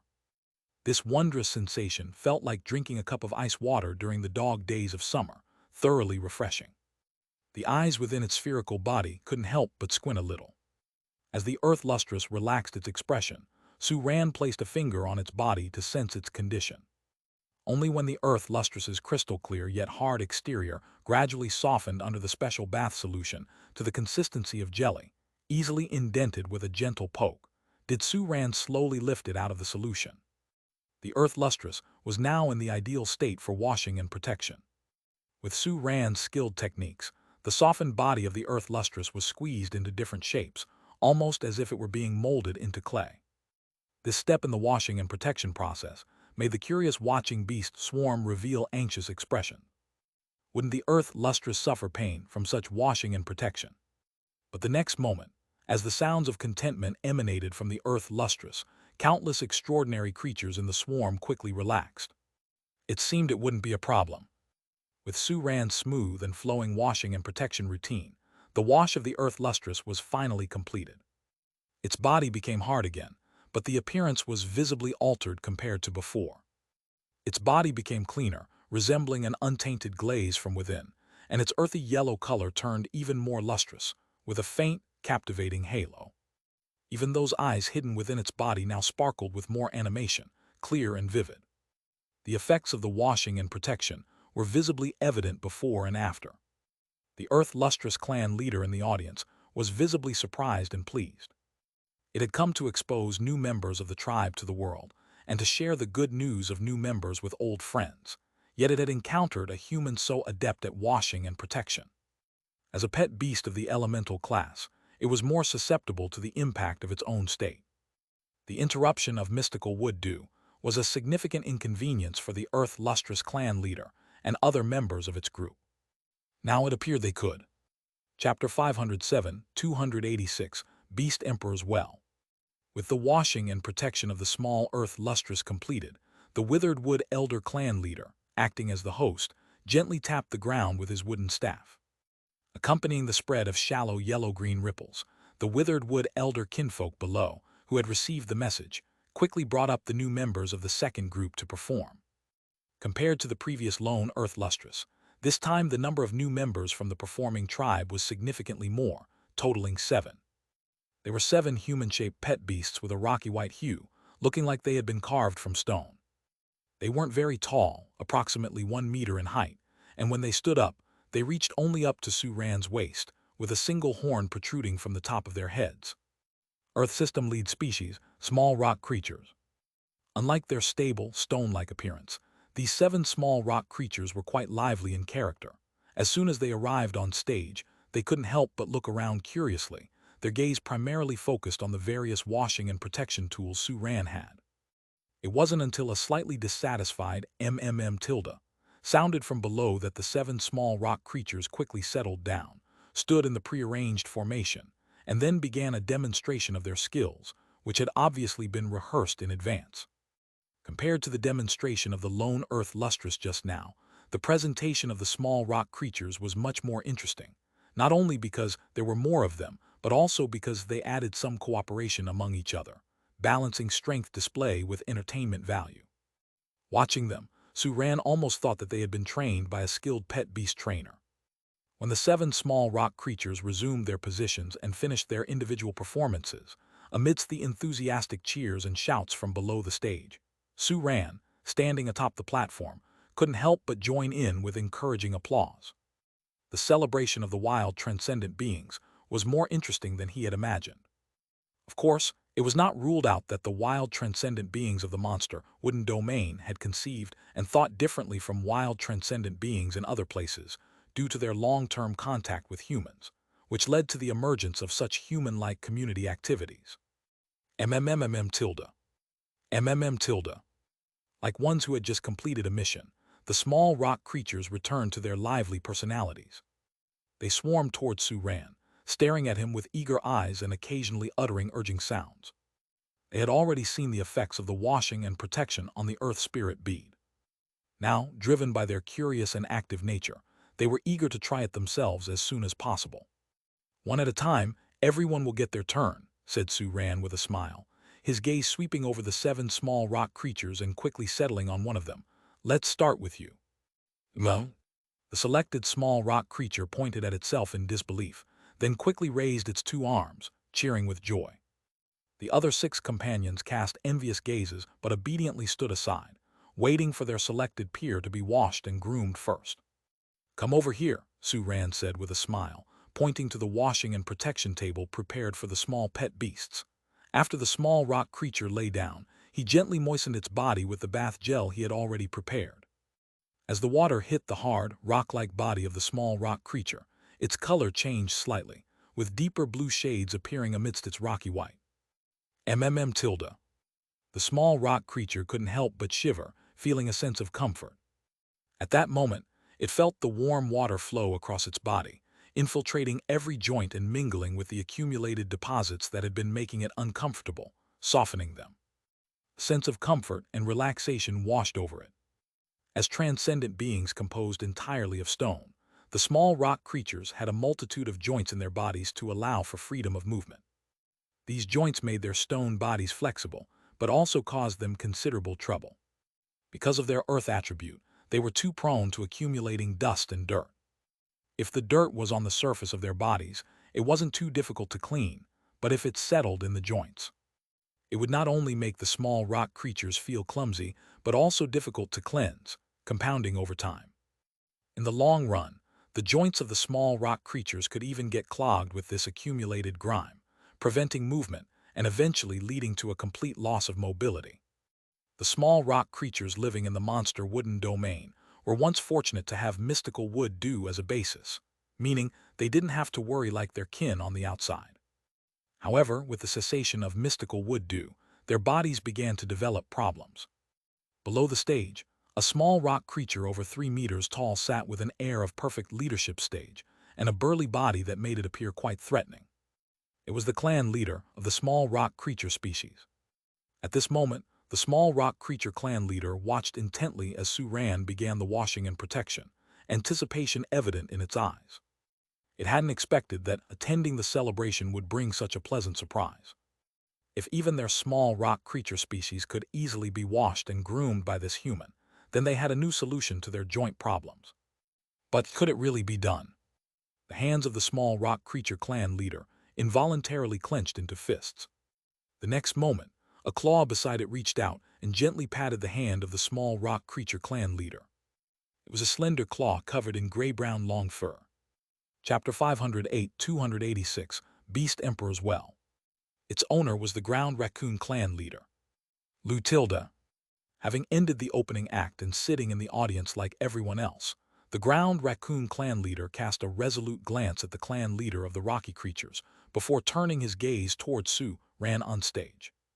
He believed that the problem of the rocky creatures was not an issue for Suran. And indeed it was so. After using a washing and protection brush to preliminarily clean the surface of the rocky creature's body, Suran took out a special long brush that looked like a feather duster, but with very thin metal wires in the middle of the long bristles to hold them in place, capable of easily reaching deep into crevices for cleaning. In the midst of the rocky creature's utterly content expression, Su-Ran slowly inserted the long brush into the articulation gap of the creature's wrist, and then gently brushed along the direction of the gap. In an instant, the rocky creature's eyes widened dramatically. Although its body was made of rock, its sense of touch was not diminished in the slightest. On the contrary, it was even more keenly aware of its surroundings thanks to its rocky exterior. Just like at this moment, it could clearly feel a thick layer of grime that had been quiet in the joint crevice for a long time being swept away instantly by Su-Ran's brush, much like autumn winds blowing away the fallen leaves. The physical feedback couldn't be wrong. The rocky creature felt as if it had suddenly become lighter. The cleaned areas itched slightly because of the fine bristles, and an unprecedented sense of satisfaction flooded its heart. Its expression became even more content, its rigid body starting to tremble unconsciously, while a strange and short sound was squeezed out of its mouth. MMM tilde tilde. Done tilde. With adept skills, Su-Ran swiftly completed the washing and protection for the 7 rocky creatures. The already lively 7 rocky creatures, feeling an unprecedented lightness and relaxation in their bodies, became joyously animated. Before even leaving the stage, they had already started to play with each other. Seeing the stark contrast in the 7 rocky creatures before and after their washing and protection, the countless transcendent beings sitting below fell silent for a moment. But after that, they looked towards Su-Ran with burning enthusiasm. Having performed washing and protection for 2 completely different species with such effective results, Su-Ran's capabilities were fully convincing to those present. So next, clan leaders of various species rubbed their hands in anticipation. They had already made preparations, ready to seek out this human named Su-Ran for washing and protection after the celebration was over. Once all the clan groups, young members had finished their carefully prepared debut presentations, the first part of the ceremony concluded. Under the rallying cry of the ground raccoon clan leader, the various clans began to hop and howl around the stage, creating such a lively scene that it even attracted many species already living in the monster wooden domain core area to come and watch. The 3 little ones, initially somewhat restrained, also gradually integrated into this warm atmosphere, eventually joining in the jumping and howling with the other wild transcendent beings as if they were one of them. And Su-Ran became incredibly popular all of a sudden. Clan leaders of various species approached him, each with the same requests. They hoped that Su-Ran could perform washing and protection for the other members of their clans. For such a request, Su-Ran naturally had no reason to refuse. After giving them the address of Starfair Foster Care Shop, he quickly received reservations from more than a dozen species. Luckily, the washing and protection work had already been handed over to the system staff, so there was nothing for him to worry about. Let the system staff take care of the hard work. When the second part of the ceremony also came to an end, the interesting celebration concluded, and evening approached. Su-Ran, who had originally planned to explore the monster wooden domain aimlessly, changed his itinerary for the day because of his encounter with the ground raccoon. Fortunately, this change was very worthwhile. Throughout the day, not only did he learn about the secrets of the beast emperor sky-reaching Chuanmu, witness the sights of the monster wooden domain core area, but he also took part in the lively festival. Lu, the ground raccoon clan leader, walked up to Su-Ran and quietly asked him a question. "You're asking when I'll be going back?" Su-Ran paused a bit. "Soon, but before I go, there's one more thing I want to do." The ground raccoon clan leader didn't speak, but a few more questions appeared in his eyes. "How did you use to call out to the beast emperor sky-reaching Chuanmu?" Su-Ran suddenly asked with a smile. "I want to try and see if I can get a response." Lu tilde. Hearing Su-Ran's idea, the ground raccoon clan leader sighed, shook his head helplessly. A response from sky-touching mysterious wood. That's too difficult, far too difficult. Over the years it had tried countless times, each ending in failure. Looking into Su-Ran's determined eyes, the earth raccoon's heart softened a bit. Oh well, what harm would there be in letting them try? Lu tilde. The earth raccoon pointed in a certain direction, and then walked ahead of Su-Ran and the 3 pets to lead the way. Unlike the typical fickle temperament of a beast emperor, the sky-touching mysterious wood, though also a beast emperor, was extremely amiable. When it first established the monster wooden domain, it even purposely set up a few special areas to facilitate the creatures within the domain to seek its help. Now the sky-touching mysterious wood rarely responded to calls, But those special areas had withstood the test of time for hundreds of years without a single issue. Under the guidance of the Earth Raccoon, a man and 3 pets soon arrived at one of these places. It was a well situated within the forest. Unlike the well Suran had in mind, its rim and inner walls were completely made of intertwined vines, with clear well water constantly bubbling out. Suran tried scooping up a handful, finding it pleasantly cold. What was more noteworthy was the vine on one side of the well's rim. This vine seemed to weave up from the well to reach the treetops, or rather the vines that hovered above the canopy fell straight down to the ground, eventually forming this well. Is this vine a branch of the sky-touching mysterious wood? Suran looked up curiously and couldn't help asking, how do we call out to it? Lutilda. Looking at the familiar spot, the Earth Raccoon's eyes revealed a touch of nostalgia. Upon hearing Suran's question, it raised both of its paws and began gesturing. Suran quickly understood. If we want to offer an item to the other party, should we just toss it directly into the well water? If we seek assistance from the other party, should we just shout into the well? Lutilda. The Earth Raccoon nodded rapidly, then stepped back, giving space to Suran and the 3 little ones. Hastily deciding to attempt communication with the sky-touching mysterious wood, a man and 3 pets exchanged glances. Quickly, Kankan courageously raised a paw to volunteer. The Beast Emperor was of the Earth attribute, and Kankan was the same. Logically and emotionally, it should have an easier time getting a response from the other party, right? Xian and Star exchanged a glance and also thought Kankan made sense. The monster wooden domain was the Earth attribute's territory, and Kankan was a pure Earth attribute creature. We could try, Suran nodded decisively. The next moment, Kankan took a step forward, and its body size swelled with the wind. Returning to its original size was not enough. It also cast the magnifying state of Jizumitsu, pushing its strength higher and higher. Dozens of meters, hundreds of meters, eventually surpassing a kilometer.